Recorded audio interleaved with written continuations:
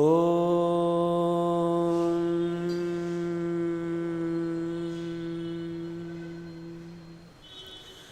ವ್ಯಾಖ್ಯಾಮುದ್ರಾಂ ಕರಸರಸಿಜೈಃ ಪುಸ್ತಕಂ ಶಂಖಚಕ್ರೆ ಬಿಭ್ರದ್ಭಿನ್ನಸ್ಫಟಿಕರುಚಿರೆ ಪುಂಡರೀಕೆ ನಿಷಣ್ಣಃ ಅಮ್ಲಾನಶ್ರೀರಮೃತವಿಷಧೇರಂಶುಭಿಃ ಪ್ಲಾವಯನ್ಮಾಂ ಆವಿರ್ಭೂಯಾದನಘಮಹಿಮಾ ಮಾನಸೇ ವಾಗಧೀಶಃ ಧ್ಯಾಯೇದಿಂದೀವರಾಭಂ ನಿಜಕರಕಮಲೆ ದಕ್ಷಿಣೇ ದಂಡಮಗ್ರ್ಯಂ ಸವ್ಯೇ ಪಾಶಂ ದಧಾನಂ ಜಘನತಟಗತೆ ರೂಪ್ಯಪೀಠಾಲಯಸ್ಥಂ ಕಾಂಚೀಗ್ರೈವೇಯಹಾರಾಂಗದಕಟಕಕಿರೀಟಾಂಗುಲೀಯಾಂಘ್ರಿಭೂಷಾ ಕರ್ಣಾಕಲ್ಪೋಜ್ವಲಾಂಗಂ ಯದುಕುಲತಿಲಕಂ ಕೃಷ್ಣಂ ಇಷ್ಟಾರ್ಥಸಿದ್ಧ್ಯೈ ನಮಸ್ತೆ ಪ್ರಾಣೇಶ ಪ್ರಣತ ವಿಭವಾ ಯಾವ ನಿಮಗಾಃ ನಮಃ ಸ್ವಾಮಿನ್ ರಾಮಪ್ರಿಯತಮ ಹನುಮನ್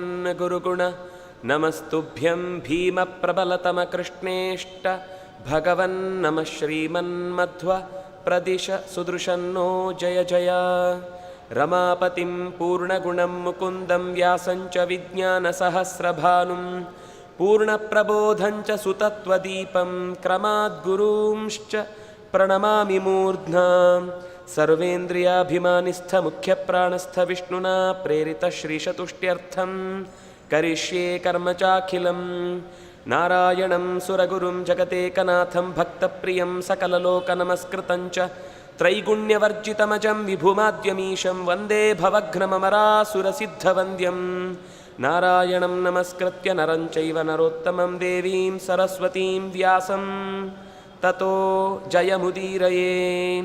ಸ್ವಸ್ತ್ಯಸ್ತು ಸತಾಂ ಶ್ರೀಗುರುಭ್ಯೋ ನಮಃ. ಹರಿ ಓಂ.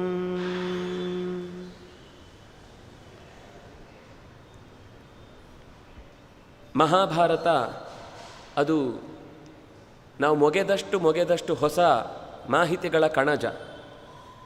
ಇವತ್ತು ನಮಗೆ ಮಹಾಭಾರತದ ಕಥೆ ಎಂದಾಗ ಅಯ್ಯೋ ಅದರಲ್ಲೇನಿದೆ, ಅದು ಕೇವಲ ಒಂದಿಷ್ಟು ಕೌರವರು ಪಾಂಡವರು ಜಾಗಕ್ಕೋಸ್ಕರ ಕಿತ್ತಾಡಿದ ಕಥೆ ಅಂತ ಅಷ್ಟೇ ಹೇಳುವ ಕಥೆಗಾಗುವುದಾದರೆ ನಮಗೆ 1,00,000 ಶ್ಲೋಕದಲ್ಲಿ ಹೇಳಬೇಕಾದ ಅಗತ್ಯ ಇರಲಿಲ್ಲ. ಅದಕ್ಕೂ ನಾವು ಹಿಂದಿನ ಸರ್ತಿ ಕಥೆಯನ್ನು ಅಭ್ಯಾಸ ಮಾಡುವಾಗ ನೋಡಿದ್ದೆವು. ಏನು ಅಂದರೆ ಅದು ಹಲವಾರು ಜನ ವ್ಯಾಸರಿಂದ ಬರೆಯಲ್ಪಟ್ಟದ್ದು. ಮೊದಲೊಂಚೂರಿತ್ತು, ಆಮೇಲೆ ಜಾಸ್ತಿ ಆಯಿತು, ಆಮೇಲೆ ಮತ್ತೂ ಸೇರಿಸಿದ್ರು, ಪ್ರಶ್ನೋತ್ತರಗಳೆಲ್ಲ ಸೇರಿಕೊಂಡು ಇಷ್ಟು ದೊಡ್ಡದಾಯಿತು ಅಂತ. ಇವತ್ತಿಗೂ ಇದೇ ಟೆಕ್ಸ್ಟ್ ಬುಕ್ಕನ್ನು ಓದಿ ಬರೆದ್ರೆ ಮಾತ್ರ ಎಮ್ಮೆಗಳಾಗ್ಬೋದು ನಾವು, ಇಲ್ಲಾಂದರೆ ಪಾಸ್ ಆಗಲಿಕ್ಕಾಗೋದಿಲ್ಲ. ಹಾಲು ಕರೆಯದ ಗೊಡ್ಡು ಎಮ್ಮೆಗಳು. ಇವತ್ತು ಇದೇ ಇತಿಹಾಸವನ್ನು ಓದಿನೇ ಎಲ್ಲರೂ ಪರೀಕ್ಷೆಗಳನ್ನು ಪಾಸಾಗಬೇಕಾಗಿದೆ. ದೊಡ್ಡ ದೊಡ್ಡ ಹುದ್ದೆಯಲ್ಲಿರುವವರಿಂದ ಹಿಡಿದು ದೊಡ್ಡ ದೊಡ್ಡ ಸಾಹಿತ್ಯ ಸಂಸ್ಥೆಗಳಲ್ಲಿ ಮೆರೆದು ನಿಲ್ಲುವವರಿಗೂ ಇಷ್ಟೇ ವಿಷಯ ಗೊತ್ತಿರೋದು. ಇದರ ಒಳಗಿನ ಮರ್ಮ ಏನು ಅಂತ ಅನ್ನೋದನ್ನು ತಿಳಿಯುವುದಕ್ಕೂ ಪ್ರಯತ್ನ ಮಾಡಲಿ. ಯಾಕೆಂದರೆ ಯಾರೋ ಒಬ್ಬ ಈಗಾಗಲೇ ವಿದೇಶಿಯ ನಮ್ಮ ದೇಶದ ಬಗ್ಗೆ ಹಾಗೆ ಹೀಗೆ ಅಂತ ಬರೆದ ಪುಸ್ತಕಗಳನ್ನು ಓದಿಯೇ ನಾವು ವಿದ್ವಾಂಸರಾಗೋದು. ನಮ್ಮ ಮೂಲ ಪುಸ್ತಕ ಯಾವುದರ ಪುಸ್ತಕದ ಬಗ್ಗೆ ಬರೀತಾರೋ ಆ ಪುಸ್ತಕವನ್ನೇ ಒಮ್ಮೆ ನೋಡಬೇಕಲ್ವಾ, ನಿಜವಾಗಿ ಅವರು ಹೇಳಿದ ಹಾಗಿದೆಯಾ ಅಂತ. ಆ ಪ್ರಯತ್ನವೇ ಇಲ್ಲ. ಹಾಗಿದ್ದರೂ ನಮಗೆ ಮಹಾಭಾರತದ ಪ್ರತಿಯೊಂದು ಸಣ್ಣ ಸಣ್ಣ ಘಟನೆಗಳು ಕೂಡ, ಮುಖ್ಯ ಕಥೆಯ ಘಟನೆ ಇರಬಹುದು, ಉಪ ಕಥೆಗಳಿಂದ ಬರುವಂತಹ ಸಂದೇಶಗಳಿರಬಹುದು, ಎಲ್ಲವೂ ಬದುಕಿನಲ್ಲಿ ಬೇರೆ ಬೇರೆ ರೂಪಗಳನ್ನು, ಮುಖಗಳನ್ನು ನಮಗೆ ತೆರೆದುಕೊಡ್ತಾ ಇರುತ್ತೆ. ಇವತ್ತು ಏನು ಅಂತಂದರೆ, ತಪ್ಪು ಮಾಡಿದ ಮೇಲೆ ತಪ್ಪಿಸಿಕೊಳ್ಳುವುದು ಹೇಗೆ ಎನ್ನುವುದೇ ದೊಡ್ಡ ಯೋಚನೆ. ಆದರೆ ಯಾರಿಂದಲೋ ನಾವು ವ್ಯವಸ್ಥೆ ಮಾಡಿ ಕಾಣದ ಹಾಗೆ, ಕಾಣದ ಕೈವಾಡಗಳಿಂದ ನಮ್ಮನ್ನು ನಾವು ಬಚಾವ್ ಮಾಡಿಕೊಳ್ಳಬಹುದು. ಆದರೆ ಅದರ ಕೆಟ್ಟ ಪರಿಣಾಮ ಬದುಕಿನ ಮೇಲೆ ಯಾವತ್ತೂ ಬೀರದಂತೆ ನಾವು ಪೂರ್ತಿ ಬಚಾವಾಗ್ತೇವೆ ಅನ್ನೋದು ಅಸಾಧ್ಯ ಅನ್ನೋದು ಬೇಕಾದಷ್ಟು ಕಥೆಗಳಲ್ಲಿ ಬರುತ್ತೆ. ಅದರಲ್ಲಿ ಒಂದು ಮುಖ್ಯವಾದ ಕಥೆ ಮಹಾಭಾರತದಲ್ಲಿ ಬರುವಂಥದ್ದು, ಅದು ಭೀಷ್ಮಾಚಾರ್ಯನ ಕಥೆ. ಭೀಷ್ಮ, ಅವನಿಗೆ ಹೆಸರು ನಿಜವಾಗಿ ಮೊದಲು ಇದ್ದದ್ದು ದೇವವ್ರತ ಅಂತ. ಶಂತನುವಿನ ಮದುವೆ ಆಗುವಾಗಲೇ ಪ್ರತೀಪನ ಹತ್ರ ಬಂದಿದ್ಲು. ಬಂದು ಬಲ ತೊಡೆಯ ಮೇಲೆ ಕೂತಾಗ ಅವನು ಹೇಳಿದ, ನಾನು ನಿನ್ನನ್ನು ಸೊಸೆ ಮಾಡ್ಕೊಳ್ಬೋದು. ಎಡ ತೊಡೆಯಲ್ಲಿ ಕೂತಾಗ ಹೆಂಡತಿ, ಬಲ ತೊಡೆಯಲ್ಲಿ ಕೂತಾಗ ಮಗಳು ಅಥವಾ ಸೊಸೆ ಅಂತ ಆಗ್ತಾಳೆ ಹೊರತು ನಾನು ಮದುವೆ ಆಗಲಿಕ್ಕಾಗಲ್ಲ. ಅವಳು ಅದೇ ಅಪೇಕ್ಷೆ ಪಟ್ಟಿದ್ಲು, ನಿನ್ನ ಮಗನನ್ನು ನಾನು ಮದುವೆ ಆಗಬೇಕು ಅಂತ. ಕಾಲಾಂತರದಲ್ಲಿ ಬೇಟೆಗೆ ಬಂದ ಶಂತನುವಿಗೆ ಗಂಗೆಯ ಭೇಟಿಯಾಗಿ ಮದುವೆನೂ ಆಯಿತು. ಮೊದಲೇ ಒಪ್ಪಂದದಂತೆ ನಾನು ಏನು ಮಾಡಿದರೂ ಪ್ರಶ್ನೆ ಮಾಡಬಾರ್ದು ಅಂತ ಇವತ್ತು ಒಂದು ಮೊದಲೇ ಕೆಲವೆಲ್ಲ ನಿಯಮಗಳಿರ್ತವೆ. ಜಾತಕ ನೋಡುವಾಗಲೇ ನಾವು ಇಂಥದ್ದು ಹೋಗ್ತೇವೆ, ಇಂಥದ್ದಾಗ್ತದೆ, ಇಂಥದ್ದಾಗತ್ತೆ ಅಂತ ಎರಡೂ ಕಡೆಯಿಂದ ಇರುತ್ತೆ. ಗ್ರಹಗಳಿರಬಾರ್ದು, ಉಪಗ್ರಹಗಳಿರಬಾರ್ದು, ಇನ್ನೇನೇನೋ ಮಾಹಿತಿಗಳನ್ನು ಅವರವರೇ ಮಾತಾಡ್ಕೊಳ್ತಾರೆ. ಆದರೆ ಗಂಗೆಯ ಉದ್ದೇಶ ಏನು ಅಂತ ನಮಗೆ ಕಥೆ ನೋಡಿದ ಮೇಲೆ ಗೊತ್ತಾಗುತ್ತೆ. ಅವಳು ಯಾವುದೇ ತಾನು ಅಕಾರ್ಯ ಮಾಡಿದ್ದನ್ನು ಪ್ರಶ್ನಿಸಬಾರ್ದು ಅನ್ನೋ ಥರ ಹೇಳಿಲ್ಲ. ಅವಳು ಮಕ್ಕಳು ಅನ್ನುವ ವಿಷಯದಲ್ಲಿ ಅವಳ ಏನು ಕೆಲಸ ಇದ್ದರೂ ಕೂಡ ಅದಕ್ಕೆ ಪ್ರಶ್ನಿಸುವ ಹಾಗಿಲ್ಲ ಅಂತ ಹೇಳಿದ್ದಕ್ಕೆ 7 ಮಕ್ಕಳನ್ನು ಕಳ್ಕೊಂಡ ಶಂತನು. 8ನೇ ಮಗುವಿನ ಪರಿಸ್ಥಿತಿ ಬಂದಾಗ ಯಾಕೆ ಹೀಗಾಯಿತು ಅಂತ ಪ್ರಶ್ನೆ ಬಂತು. ವೈಶಂಪಾಯನರ ಹತ್ರ ಜನಮೇಜಯನೂ ಕೇಳ್ತಾನೆ, ಯಾಕೆ ಹೀಗಾಯಿತು? ಅದಕ್ಕೆ ಒಂದು ಪೂರ್ವದ ಕಥೆಯನ್ನು ಹೇಳುತ್ತಾರೆ. ಅಷ್ಟವಸುಗಳು ಅಂತಿದ್ದಾರೆ, 8 ವಸುಗಳು. ಅದರಲ್ಲಿ ಕೊನೆಯವನು ದ್ಯೂ ಅಂತ. ಈ ದ್ಯೂ ಅನ್ನುವ ವಸುವಿಗೆ ಅವನ ಹೆಂಡತಿಯ ಹೆಸರು ವರಾಂಗಿ ಅಂತ. ಈ ವರಾಂಗಿ ಅನ್ನುವವಳಿಗೆ ಒಬ್ಬಳು ಫ್ರೆಂಡ್ ಇದ್ಲು, ಅವಳ ಹೆಸರು ವಾರಾಂಗಿ ಅಂತಲೇ. ಆ ವರಾಂಗಿ ಈ ವರಾಂಗಿ ಇಬ್ಬರೂ ಸೇರಿಕೊಂಡು ಒಂದು ಸರ್ತಿ ಏನು ಹೆಣ್ಮಕ್ಳದ್ದು ಮಾತುಕತೆ ಅಂದರೆ ಇನ್ನೇನಿರುತ್ತೆ, ಅವ್ರದ್ದು ಅಷ್ಟು ಚೆನ್ನಾಗಿದೆ, ನಮ್ದು ಇಷ್ಟು ಚೆನ್ನಾಗಿಲ್ಲ, ನಾವು ಹಾಗೆ ಬೆಳಬೇಕಿತ್ತು, ಹೀಗಾಗಲಿಲ್ಲ, ನಮ್ಮ ಮನೆಯವ್ರು ನೋಡಿ ಹೀಗೆ ಮಾಡಿಬಿಟ್ರು, ಹಾಗೆ ಮಾಡಿಬಿಟ್ಟು ಅಂತ ಏನೋ ಇದೇ ಮಾತುಕತೆ ಇತ್ತು. ಆ ಮಾತುಕತೆಯಲ್ಲಿ ಆ ವರಾಂಗಿ ದ್ಯೂವಿನ ಹೆಂಡತಿಯಾದ ವರಾಂಗಿ ಹತ್ರ ಒಂದು ಹಸು ನಾವು ಕೇಳಿದ್ದನ್ನೆಲ್ಲ ಬಯಸಿದ್ದನ್ನೆಲ್ಲ ಕ್ಷಣ ಮಾತ್ರದಲ್ಲಿ ಕೊಡುವಂಥದ್ದಿದೆ, ಅದನ್ನು ಹೇಗಾದರೂ ಮಾಡಿ ನಮಗೆ ನಾವು ತಂದುಕೊಳ್ಬೇಕು ಅಂತ ಹೀಗೆ ಮಾತಾಡಿಕೊಳ್ತಾರೆ. ಹೀಗೆ ಮಾತಾಡಿಕೊಂಡಾಗ ನೀನು ನನಗೆ ನಿಜವಾಗಲೂ ಆತ್ಮೀಯಳು ಹೌದಾದರೆ ನನಗೆ ಈ ಕೆಲಸ ಮಾಡಿಕೊಡು. ಇಮೇ ಅಷ್ಟೌ ವಸವೋ ದೇವಾಹ ಮಹಾಭಾಗ ಮಹೌಜಸಃ ವಸಿಷ್ಠ ಶಾಪದೋಷೇಣ ಮಾನುಷತ್ವಂ ಉಪಾಗತಾ ಅಂತ ಕಥೆಯನ್ನು ಸಂಕ್ಷೇಪವಾಗಿ ಹೇಳಿದಾಗ ಅದನ್ನು ಬಿಡಿಸಿ ಹೇಳಿ ಅಂತ ಕೇಳಿದ್ದಕ್ಕೆ ಆಗ ಆಪವೋ ನಾಮ ಕೌನ್ವೇಷ ವಸೂನಾಂ ಕಿಂಚ ದುಷ್ಕೃತಂ ಶಶಾಪ ಯಸ್ಮಾತ್ ಕಲ್ಯಾಣಿ ಸವಸೂನ್ ಚಾರು ದರ್ಶನೇ. ಆ ವರಾಂಗಿಯ ತಪ್ಪು ಏನು, ಅದರಿಂದ ಶಾಪ ಯಾಕೆ ಬಂತು, ಇದನ್ನು ಹೇಳಿ ಅಂತ ಕೇಳಿದ್ದಕ್ಕೆ ವೈಶಂಪಾಯನರು ಹೇಳುವಂಥದ್ದು, ಈ ಅಷ್ಟೂ ಜನ ವಸುಗಳು ವರಾಂಗಿಯ ಮಾತಿಗೆ ಒಪ್ಪಿಕೊಂಡು ಆ ವಸುಗಳೆಲ್ಲರೂ ಸೇರಿಕೊಂಡು, ಎಲ್ಲರೂ ದೇವತೆಗಳೇ, ದೇವತೆಗಳ ವಿಶೇಷವಾದ ಅನುಗ್ರಹ, ಮೇಲಿನ ದೇವತೆಗಳಿಗೆ ಸಹಾಯಕರಾಗಿರುವವರೂ ಹೌದು. ನಂದಿನಿ ಅನ್ನುವಂತಹ ವಸಿಷ್ಠರ ಗೋವನ್ನು ಇದು ನಮ್ಮ ಮನೆಯಲ್ಲಿ ತಂದುಕೊಳ್ಬೇಕು ಅಂತ ಅನ್ನುವ ಬಯಕೆಗೆ ಅವಳು ಒಪ್ಪಿಗೆ ಕೊಟ್ಟಳು, ಗಂಡನನ್ನು ಒಪ್ಪಿಸಿದ್ಲು. ಗಂಡನನ್ನು ಒಪ್ಪಿಸಿದ್ದು ಮಾತ್ರ ಅಲ್ಲ, ಗಂಡನ ಉಳಿದ ಎಲ್ಲ ಗಣದೇವತೆಗಳಿಗೂ ಇದೇ ಕಂಡೀಷನ್ ಹಾಕಿ ನೀವು ನಮ್ಗೆ ಸಹಾಯ ಮಾಡಬೇಕು ಅಂತ ಕೇಳಿಕೊಂಡ್ರು. ಸರಿ, ನಾವು ಸಹಾಯ ಅಂದರೆ ಜೊತೆಗಿರ್ತೇವಷ್ಟೇ, ಮಾಡಬೇಕಾದ್ದು ನೀವು ಅಂತ ಹೀಗೆ ಅವರನ್ನು ಬಿಟ್ಟುಕೊಟ್ಟಿದ್ದಾರೆ. ಋಷೇಸ್ತಸ್ಯ ವರಾರೋಹೇ ಯಸ್ಯೇತಂ ವನಮುತ್ತಮಂ ಅಸ್ಯಾ ಕ್ಷೀರಂ ಪಿಬೇನ್ಮರ್ತ್ಯ ಸ್ವಾದು ಯೋ ವೈಸು ಮಧ್ಯಮೇ. ಅದರ ಹಾಲನ್ನು ಕುಡಿದ್ರೆ ನಮಗೆ ಒಳ್ಳೆಯ ರೂಪ ಬರುತ್ತೆ, ಒಳ್ಳೆಯ ದೇಹದ ಸೌಂದರ್ಯ ಬೆಳೆಯುತ್ತೆ. ಇದು ಅವಳು ಉದ್ದೇಶ ಇದ್ದದ್ದು, ಅದನ್ನು ಕದ್ದು ತರಬೇಕು ಅಂತನ್ನುವ ಇದ್ದ ಹಿನ್ನೆಲೆ ಅದರ ಹಾಲನ್ನು ಕುಡಿದ್ರೆ ನಮಗೆ ಚೆನ್ನಾಗಿ ದೇಹದಲ್ಲಿ ಸೌಂದರ್ಯ ಹೆಚ್ಚುತ್ತೆ. ಇದನ್ನು ಯೋಚನೆ ಮಾಡಿ ತಂದಿದ್ದಾರೆ. ದುಹಿತಾ ಪ್ರಥಿತಾ ಲೋಕೆ ಮಾನುಷೇ ರೂಪ ಸಂಪದ ತಸ್ಯಾ ಹೇತೋರ್ಮಹಾಭಾಗ ಸವತ್ಸಾಂ ಗಾಮಮೇಪ್ಸಿತಾ. ಮಗುವಿನಿಂದ ಕೂಡಿದ ಹಸುವನ್ನೇ ತರಬೇಕು ಅಂತನ್ನುವ ಕಂಡೀಷನ್ನಿಗೆ ಒಪ್ಪಿಕೊಂಡು ಆಶ್ರಮ ಪದದತ್ರ ಹೋಗಿ ಆ ಹೃತ ಗೌವನ್ನು ಅಪಹಾರ ಮಾಡಿದ್ರು. ಸಾ ತದಾ ತೇನ ಪ್ರತಾಪಸ್ತು ನ ತರ್ಕಿತಃ. ಏನು ಮುಂದಿನ ಪರಿಣಾಮ ಯೋಚನೆ ಮಾಡಲಿಲ್ಲ. ಒಂದು ಮಾತು ಹೇಳ್ತಾರೆ ಅವರು, ಯಾವತ್ತೇ ಆಗಲಿ ನಾವೊಂದು ಕೆಲಸ ಮಾಡ್ತೇವೆ ಅಂತಂದಾಗ ಇದರ ಪರಿಣಾಮ ಏನು ಅಂತ ಯೋಚಿಸಬೇಕು. ಆ ಪರಿಣಾಮದಲ್ಲಿ ಕೆಟ್ಟದ್ದು ಅಥವಾ ಏನೋ ಒಂದು ಅನಾಹುತ ಅಪಾಯ ಇದೆ ಅಂತ ಯೋಚಿಸಿದಾಗ, ಅದು ಬರುತ್ತೆ ಅಂತ ಗೊತ್ತಾದಾಗ ಅದನ್ನು ಕೈ ಬಿಡ್ಬೋದು. ಎಷ್ಟೋ ಸರ್ತಿ ನಾವು ಯೋಚಿಸುವುದೇ ಇಲ್ಲ, ಇದರಿಂದ ಏನು ಸಾಧಕ ಏನು ಬಾಧಕ ಏನು. ಅದು ಸಣ್ಣ ಮನೆಯ ಕೆಲಸದಿಂದ ಹಿಡಿದು ಒಂದು ದೇಶದ ನೀತಿಯನ್ನು ನಿರೂಪಿಸುವಾಗಲೂ ನಮಗೆ ಅದರ ಮುಂದಿನ ಪರಿಣಾಮ ಏನು ಅಂತ ಯೋಚಿಸಿದರೆ ಎಷ್ಟೋ ಸಮಸ್ಯೆಗಳು ಆಗೋ ಮುಂಚೆಯೇ ತಪ್ಪಿ ಹೋಗುತ್ತೆ. ಆದರೆ ಲೋಕದಲ್ಲಿ ಎಲ್ಲ ಅವ್ಯವಸ್ಥೆಗಳು ಆಗುವುದಕ್ಕೂ ಕಾರಣ ಮನುಷ್ಯನ ದುಡುಕು. ಇದೇ ದುಡುಕನ್ನು ಅವರೂ ಕೂಡ ಸೇರಿ ಮಾಡಿ ಆ ಹಸುವನ್ನು ಎಳೆದು ತಂದಿದ್ದಾರೆ. ಯಸ್ಮಾನ್ಮೇ ವಸವೋ ಜಹ್ರುಹು ಗಾಂ ವೈ ದೋಗ್ಧ್ರೀಂ ಸುಬಾಲಧಿಂ. ಒಳ್ಳೆಯ ಬಾಲ, ಒಳ್ಳೆಯ ಶರೀರ, ನೋಡಲಿಕ್ಕೂ ಚೆನ್ನಾಗಿತ್ತು, ಅತ್ಯಂತ ಪಾಪದ್ದು.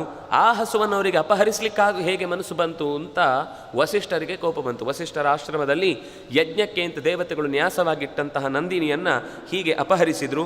ಅಪಹರಿಸಿದ ತಕ್ಷಣ ಅವರು ಸಿಟ್ಟಿನಿಂದ ಹೇಳಿದರು, ಯಸ್ಮಾನ್ಮೇ ವಸವೋ ಜಹ್ರುಹು ಗೌ ವೈ ದೋಗ್ದ್ರೀಂ ಸವಾಲಧಿಂ ತಸ್ಮಾತ್ ಸರ್ವೇ ಜನಿಷ್ಯಂತಿ ಮಾನುಷೇಷು ನ ಸಂಶಯ. ಮನುಷ್ಯರಾಗಿ ಹುಟ್ಟಿ ಅವರು ಭೂಮಿಯಲ್ಲಿ ತಮ್ಮ ದೇವತೆಗಳಿಗೆ ನಿರಯಂನ ಕದಾಚನ, ದೇವತೆಗಳಿಗೆ ಯಾವತ್ತೂ ನರಕ ದರ್ಶನ ಇಲ್ಲ, ನರಕ ಪ್ರವೇಶ ಇಲ್ಲ. ಅವರಿಗೆ ನರಕ ಅಂದರೆ ಏನು ಅಂದರೆ ಅವರು ಕ್ಷಣ ಮಾತ್ರದಲ್ಲಿ ಎಲ್ಲಿಗೆ ಬೇಕಾದರೂ ಯಾವಾಗ ಬೇಕಾದರೂ ಹೇಗೆ ಬೇಕಾದರೂ ಹೋಗುವಂತಹ ಒಂದು ಶಾರೀರಿಕವಾದ ಸೌಷ್ಠವ ಇದೆ ಅವರಿಗೆ. ಮನುಷ್ಯ ಜನ್ಮದಲ್ಲಿ ಹುಟ್ಟಿದರೆ ಕಟ್ಟಿ ಹಾಕಿದ ಹಾಗಾಗುತ್ತೆ, ಅದೇ ಶಿಕ್ಷೆ. ಮನುಷ್ಯ ಜನ್ಮದಲ್ಲಿ ಹುಟ್ಟಿ ಬರುವುದು ಅಂತೇನಿದೆ ದೇವತೆಗಳಿಗೆ, ಅದೇ ಶಿಕ್ಷೆ. ಯಾರಿಗೆ ಈಗ ಶಿಕ್ಷೆ ಅಂದರೆ ಹೇಗೆ ಹೇಳಬೇಕು, ಯಾವುದು ಯಾರಿಗೆ ಇಷ್ಟವೋ ಅದು ಅಲ್ಲದೇ ರೀತಿಯಲ್ಲಿ ಮಾಡುವುದೇ ಶಿಕ್ಷೆ ಅಂತಾಗುತ್ತೆ. ಚೆನ್ನಾಗಿ ಕ್ರಾಪ್ ಇಟ್ಕೊಂಡು ಚಂದ ಕಾಣುವವನಿಗೆ ತಲೆ ಬೋಳಿಸಿದರೆ ಅದು ಶಿಕ್ಷೆ, ತಲೆ ಬೋಳಿಸಿದಾಗಲೇ ಲಕ್ಷಣ ಕಾಣುವವನಿಗೆ ಕ್ರಾಪ್ ಇಟ್ಟರೆ ಶಿಕ್ಷೆ. ಯಾರಿಗೆ ಯಾವ ಥರದಲ್ಲಿ ಏನು ಶಿಕ್ಷೆ ಅನ್ನೋದು ಆ ಕಾಲದಲ್ಲಿ ಇರುವಂಥದ್ದು. ಹಾಗೆ ಇವರು ಶಿಕ್ಷೆ ಹೇಳಿದ್ದೇನು ಅಂದರೆ ದೇವತೆಗಳಿಗೆ, ನಿಮ್ಮ ಸಾಮರ್ಥ್ಯ ಕುಗ್ಗುವಂತೆ ಮಾನುಷ ಶರೀರ ಬಂದಾಗ ನೀವು ಓಡಾಡಲಿಕ್ಕಾಗುವುದಿಲ್ಲ. ಅಲ್ಲಿಯ ಮಾನುಷಾನ್ನೋಪಭೋಗಾತ್, ಅಲ್ಲಿಯ ಮನುಷ್ಯನ ಅನ್ನ ಭೋಗ ಮಾಡುವುದರಿಂದ ಅದೇ ಥರದ ಮೆಂಟಾಲಿಟಿಯು ಬೆಳೆಯುತ್ತೆ. ಅದು ಎಲ್ಲ ದೇವತೆಗಳಿಗೂ ಸೇಮ್, ಮೂಲ ರೂಪದ ನೆನಪಿರುವುದಿಲ್ಲ. ಅದಕ್ಕೆ ಕೃಷ್ಣ ಪ್ರಲಂಬಾಸುರ ಎತ್ತಿಕೊಂಡು ಹೋದಾಗ ಬಲರಾಮನಿಗೆ ಕಂಗಾಲಾಗ್ತಾನೆ. ಕೃಷ್ಣನನ್ನು ಪ್ರಾರ್ಥನೆ ಮಾಡಿದಾಗ ಕೃಷ್ಣ ಮತ್ತೆ ನಿನ್ನ ಮೂಲ ಸ್ವರೂಪವನ್ನು ನೆನೆಸಿಕೋ ಅಂತ ಉತ್ತೇಜನ ಕೊಟ್ಟು ಜಾಗೃತಿಗೊಳಿಸಿದಾಗಲೇ ತನ್ನ ಮೂಲ ರೂಪ ನೆನಪಾಗಿ ಎತ್ತಿಕೊಂಡು ಹೋದವನ ಮೇಲೆ ತನ್ನ ಇಡೀ ಶೇಷಭಾರವನ್ನು, ಭೂಮಿ ಭಾರವನ್ನು ಬಿಟ್ಟು ಭೂಮಿಗೆ ನೆಲಕ್ಕೆ ಅಪ್ಪಳಿಸಿಕೊಳ್ಳುವಂತೆ ಮಾಡಿದ. ಇಲ್ಲಾಂದರೆ ಎಲ್ಲಿ ನೆನಪಾಗಬೇಕು? ಹಾಗೆ ದೇವತೆಗಳಿಗೆ ಶಿಕ್ಷೆ ಅಂದರೆ ಮನುಷ್ಯ ಜನ್ಮ. ಹಾಗೆ ಮನುಷ್ಯ ಜನ್ಮದಲ್ಲಿ ಹುಟ್ಟಿ ಬರಲಿ.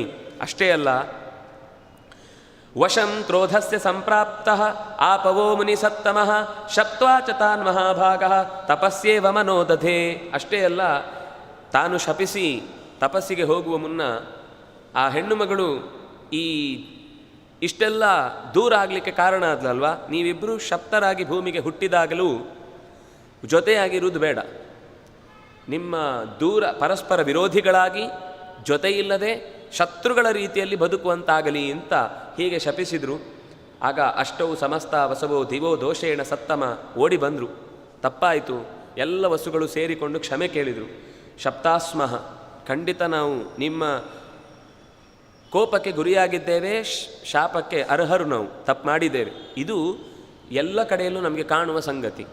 ಏನೇ ಆದರೂ ಕೂಡ ತಪ್ಪು ಮಾಡಿದ್ದೇವೆ, ಕ್ಷಮಿಸಿ, ಪರಿಹಾರ ಏನಾದರೂ ಹೇಳಿ ಅಂತ. ನಮ್ಮಲ್ಲಿ ಇವತ್ತು ತಪ್ಪು ಮಾಡಿದವನು ಜಾಸ್ತಿ ಆವಾಜ್ ಹಾಕೋದೇ ಜಾಸ್ತಿ. ಅವನೇ ತಾಗಿಸಿದ್ರು ಇವನು ಜೋರು ಮಾಡಿದ ತಕ್ಷಣ ಅವನದೇ ತಪ್ಪು ಅಂತ ಎಲ್ಲರೂ ಅವನ ಮೇಲೆ ಮುಗಿಬೀಳ್ತಾರೆ. ಲೋಕದಲ್ಲಿ ಇವತ್ತೇನು ಅಂತಂದರೆ ತಪ್ಪು ಮಾಡಿದವನು ಸರಿ ಮಾಡಿದವನು ಅಲ್ಲ, ಧ್ವನಿ ಸ್ವರ ಯಾರ್ದು ಜಾಸ್ತಿ ಇದೆಯೋ ಅವನು ಸರಿ ಅಂತನ್ನುವ ಮಟ್ಟಕ್ಕೆ ನಮ್ಮ ಮೆಂಟಾಲಿಟಿ ಬೆಳೆದು ನಿಂತಿದೆ. ಆದರೆ ಅಲ್ಲಿ ಹಾಗಾಗಲಿಲ್ಲ. ಕ್ಷಮಿಸಿ ಅಂತ ಅವರು ಕೇಳಿಕೊಂಡಾಗ ಪ್ರಸಾದಯಂತಹ ಋಷಿಯನ್ನು ತುಂಬ ಗೌರವದಿಂದ ಎಲ್ಲ ಸೇವೆ ಮಾಡಿ ಖುಷಿಪಡಿಸಿದರು. ಉವಾಚ ಸಧರ್ಮಾತ್ಮ ಶಪ್ತಾಯೂಯಂ ಧರಾಧಯ ಅನುಸಂವತ್ಸರಾತ್ ಸರ್ವೇ ಶಾಪಮೋಕ್ಷಂ ಅವಾಪ್ಸ್ಯಥ. ಅನುಸಂವತ್ಸರಾತ್, ಸಂವತ್ಸರದಿಂದ ಹತ್ತಿರದಲ್ಲೇ, ಅಂದರೆ ಅದು 9 ತಿಂಗಳ ಗರ್ಭವಾಸವೇ ದೊಡ್ಡ ಕಷ್ಟ. ಆ ಸಂವತ್ಸರಕ್ಕೆ ಇನ್ನೇನು ಹತ್ತಿರ ಇದೆ ಎನ್ನುವಾಗಲೇ ಗರ್ಭ ವಿಮೋಕ್ಷಣೆ ಆದ ತಕ್ಷಣವೇ ನಿಮಗೆ ಆ ಶರೀರದಿಂದ ಬಿಡುಗಡೆ ಆಗುವಂತಹ ವರ ಒದಗಿ ಬರಲಿ ಅಂತ ಹೀಗೆ ಹೇಳಿ, ಅಯಂತು ಯತ್ಕೃತೆ ಯೂಯಂ ಮಯಾ ಶಪ್ತಾಸ ವತ್ಸ್ಯತಿ ದ್ಯೌಸ್ತದಾ ಮಾನುಷೇ ಲೋಕೆ ದೀರ್ಘಕಾಲಂ ಸ್ವಕರ್ಮಣಃ. ಆದರೆ ನೀವು ಉಳಿದವರು 7 ಜನಕ್ಕೆ ಮಾತ್ರ ಇದು. ಆದರೆ ಇವನು ಅದಕ್ಕೆ ಕೊನೆಗೆ ಎಲ್ಲರದ್ದು ಸೇರಿ ಇವನು ನಾನು ಕೊಟ್ಟದ್ದು ಪೂರ್ತಿ ತಪ್ಪಿಸ್ಲಿಕ್ಕಾಗೋದಿಲ್ಲ, ಶಾಪವೇ. 8 ಜನರಿಗೆ 800 ವರ್ಷ ಅನ್ನೋದು ಇತ್ತು. ಆದರೆ ಅದು ಒಬ್ಬನಿಗೆ ಟ್ರಾನ್ಸ್ಫರ್ ಆಗುತ್ತೆ. ಇದು ಅವನೇ ಮುಖ್ಯವಾಗಿ ಮುಂದೆ ನಿಂತು ಮಾಡಿದವನಲ್ವಾ. ಯಾಕೆಂದರೆ ಸೂಚಕಸ್ಯಾಪಿ ತದ್ಭವೇತ್ ಅಂತ ಮಾತು. ಯಾರು ತಪ್ಪು ಮಾಡ್ತಾನೆ, ಯಾರು ತಪ್ಪನ್ನು ನೋಡ್ತಾನೆ, ಯಾರು ತಪ್ಪಿಗೆ ಸಹಕರಿಸ್ತಾನೆ, ಯಾರು ತಪ್ಪನ್ನು ನೋಡಿ ಸುಮ್ಮನಿರ್ತಾನೆ, ಎಲ್ರಿಗೂ ಶಿಕ್ಷೆ ಇದೆ. ಇದು ಹಿಂದಿನ ಪ್ರಾಚೀನ ನ್ಯಾಯಶಾಸ್ತ್ರದ ನಿಯಮ. ತಪ್ಪನ್ನು ನೋಡಿ ತಡೆಯುವ ಸಾಮರ್ಥ್ಯ ಇದ್ದಾಗಲೂ ಸುಮ್ಮನಿದ್ರೆ ಅದು ತಪ್ಪೇ ಅಂತ.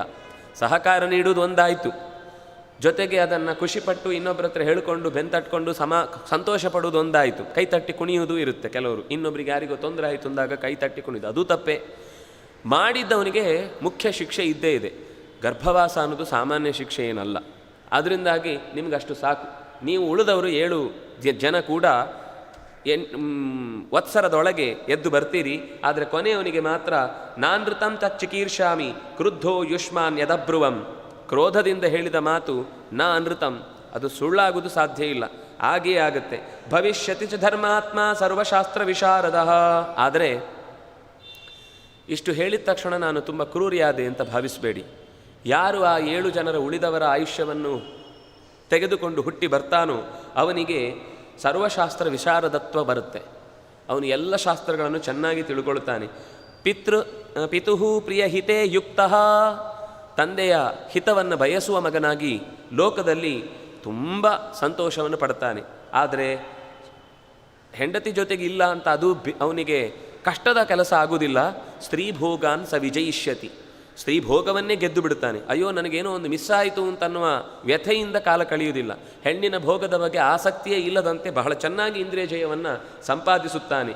ಹೀಗೆ ಅವರ ನಡುವಿನ ಈ ಸಂಬಂಧ ವಿರುದ್ಧ ಆಗಲಿಕ್ಕೇನು ಕಾರಣ ಅಂತ ಹೀಗೆ ಪ್ರಶ್ನೆ ಕೇಳಿದಾಗ ಬಂದ ಕಥೆ ಹೀಗೆ. ಭೀಷ್ಮಾಚಾರ್ಯರು ಹಿಂದೆ ವಸುಗಳಾದದರಲ್ಲಿ ದ್ಯು ಅನ್ನುವನಾಗಿ 800 ವರ್ಷಗಳ ಆಯುಷ್ಯ, 800 ವರ್ಷದ ಅನುಭವ, 8 ಜನರ ವಿದ್ಯೆ, 8 ಜನರ ಕೀರ್ತಿ, 8 ಜನರ ವಾಕ್ ಶಕ್ತಿ, ಇದೆಲ್ಲವನ್ನು ಒಟ್ಟಿಗೆ ಪಡ್ಕೊಂಡು ಲೋಕದಲ್ಲಿ ಅಷ್ಟು ಮೆರೆಯುವುದಕ್ಕೆ ಕಾರಣ ಆಗುತ್ತೆ ಅಂತ ಹೀಗೆ ಹೇಳಿ ಅವರು ಆಶೀರ್ವದಿಸಿ ಹೊರಟರು.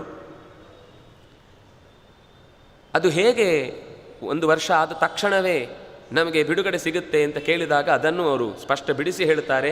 ಜಾತಾನ್ ಪ್ರತಿಕ್ಷಿಪ ಅಸ್ಮಾನ್, ಹುಟ್ಟುತ್ತಲೇ ನಮ್ಮನ್ನು ತಗೊಂಡು ಹೋಗಿ ಸ್ವಯಂ ಗಂಗೆ ತ್ವಮಂಭಸಿ, ಹೋಗಿ ಗಂಗೆ ಹತ್ರ ಪ್ರಾರ್ಥನೆ ಮಾಡ್ತಾರೆ.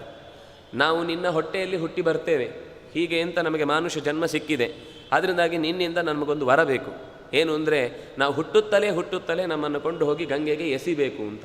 ಹಾಗಾಗಿ ಗಂಗೆಯ ಸ್ವಂತ ಇಚ್ಛೆಯಿಂದ ಅವಳು ಈ 8 ವಸುಗಳಲ್ಲಿ 7 ನೀರಿನಲ್ಲಿ ತೇಲಿಬಿಟ್ಟು ಎಂಥ ಕ್ರೂರ ತಾಯಿ ಅಂತ ನಮಗೆ ಅನ್ನಿಸ್ಬೋದು. ಆದರೆ ಅದರ ಹಿನ್ನೆಲೆ ದೇವತೆಗಳದ್ದೇ ಬಯಕೆ.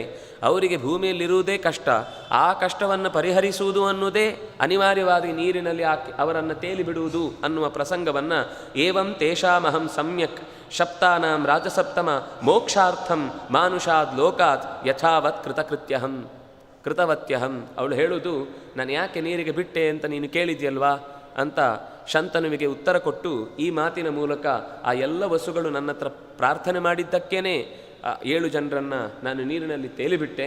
ಈಗ ಈ ಮಗುವನ್ನು ನಿನಗೆ ಯಶಸ್ವಿಯಾದ ಒಬ್ಬ ಸಂಸ್ಕಾರಯುಕ್ತನಾದ ಮಗನನ್ನಾಗಿ ಮಾಡಿಕೊಡ್ತೇನೆ ಅಂತ ಕರ್ಕೊಂಡು ಹೋಗ್ತಾಳೆ. ಕರ್ಕೊಂಡು ಹೋಗಿ 525 ವರ್ಷ ಅಧ್ಯಯನ ಮಾಡ್ತಾನೆ ಹುಡುಗ. ಪುಲಸ್ತ್ಯರ ಹತ್ರ, ಪರಶುರಾಮರ ಹತ್ರ, ಬೇರೆ ಬೇರೆ ಋಷಿಗಳ ಹತ್ರ ಎಲ್ಲ. ಅದು ಪುರಾಣಗಳಲ್ಲಿ ಬೇರೆ ಬೇರೆ ಕಡೆ ಬರುತ್ತೆ. ಅವರು ಬದ್ರಿ ಯಾತ್ರೆ ಮಾಡ್ತಾ ಇದ್ದಾಗ ಅಲ್ಲಿ ಒಂದು ನಂದ ಅಂತ ಪ್ರಯಾಗ ಇದೆ. ಆ ಪ್ರಯಾಗದ ಹತ್ರ ಪರಸ್ಪರ ಪ್ರಶ್ನೆ ಮಾಡ್ತಾರೆ ಪುಲಸ್ತ್ಯರ ಹತ್ರ, ಈ ನಂದಾ ಪ್ರಯಾಗದ ವಿಶೇಷತೆ ಏನು ಹೇಳಿ ಅಂತ.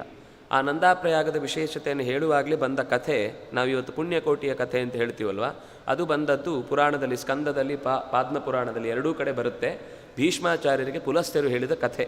ಪ್ರಭಂಜನ ಅಂತ ರಾಜ, ಅವನು ತುಂಬ ಕ್ರೂರವಾಗಿ ಒಂದು ಪ್ರಾಣಿಯನ್ನು ಕೊಂದಾಗ, ಅದು ಏನು ಅಂದರೆ ವಸ್ತುತಃ ಓಡಿಸ್ಕೊಂಡು ಹೋಗಬೇಕು ಅಂತ ಹೋಗಿದ್ದು, ಜನರಿಗೆ ತೊಂದರೆ ಆಗ್ತಾ ಇದೆ, ಕಾಡು ಪ್ರಾಣಿಗಳು ನಾಡಿಗೆ ಬಂದಿವೆ ಅಂತ. ಕೈಯಲ್ಲಿ ಒಂದು ವಸ್ತುವನ್ನು ಹಿಡಿದ ಮೇಲೆ ಆಯುಧ, ಅದೇನಾದರೂ ಒಂದು ಚಟುವಟಿಕೆ ತೋರಿಸದ ತನಕ ಸಮಾಧಾನ ಇರುವುದಿಲ್ಲ. ನಾವು ಏನೂ ಇಲ್ಲ, ಸುಮ್ಮನೆ ಕೈಯಲ್ಲಿ ಪೇಪರ್ ಹಿಡ್ಕೊಂಡಿದ್ರು ಕೂಡ ಸ್ವಲ್ಪ ಹೊತ್ತಾದ್ಮೇಲೆ ನೋಡಿದರೆ ಪುಡಿ ಮಾತ್ರ ಕೈಯಲ್ಲಿರುತ್ತೆ.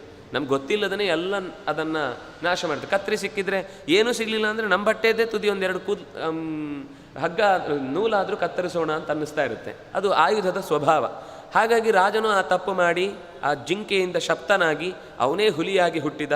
ಮುಂದೆ ಶಾಪ ವಿಮೋಕ್ಷಣೆ ಅಂತ ಕೇಳಿದಾಗ ಸತ್ಯವಂತಿಕೆಯನ್ನು ಕೊನೆಯ ಕಾಲಕ್ಕೂ ಬಿಡದೇ ಇರುವ ಒಬ್ಬ ವ್ಯಕ್ತಿಯ ಸಜ್ಜನನ ಸಂಘ, ಒಂದು ಪ್ರಾಣಿಯ ಸಂಘ ನಿನಗಾದಾಗ ನಿನಗೆ ಶಾಪ ವಿಮೋಕ್ಷಣೆ ಆಗುತ್ತೆ ಅಂತ ಅದು ಹೊರ ಕೊಡುತ್ತೆ. ಅದೇ ಕಥೆ ನಮಗೆ ಗೊತ್ತಿರುವುದು. ಅದು ಸತ್ಯವೇ ನಮ್ಮ ತಾಯಿ, ಅಲ್ಲಿರುವ ಎಲ್ಲ ಮಾತು ಪದ್ಮಪುರಾಣದಲ್ಲಿ, ಸ್ಕಂದ ಪುರಾಣದಲ್ಲಿ ಬಂದದ್ದೇ. ಖಂಡವಿದೆಕೋ ಮಾಂಸವಿದೆಕೋ ಗುಂಡಿಗೆಯ ಬಿಸಿ ರಕ್ತವಿದೆಕೋ ಚಂಡ ವ್ಯಾಘ್ರಣೆ ನೀನಿದೆಲ್ಲವನುಂಡು ಸಂತಸದಿಂದಿರು ಅನ್ನುವ ಮಾತು ಎಷ್ಟು ಚೆನ್ನಾಗಿ ನಿಜವಾಗ್ಲೂ ಕನ್ನಡದಲ್ಲಿ ಬಹಳ ಚೆನ್ನಾಗಿ ಅದನ್ನು ಯಾರೋ ಕಟ್ಟಿಕೊಟ್ಟಿದ್ದಾರೆ. ಅದಕ್ಕೆ ಅವರಿಗೆ ತುಂಬ ದೊಡ್ಡ ನಮಸ್ಕಾರ. ಆದರೆ ಅಷ್ಟೂ ಮಾತು ಇನ್ನೂ ಹೆಚ್ಚಿದೆ ಕಥೆ.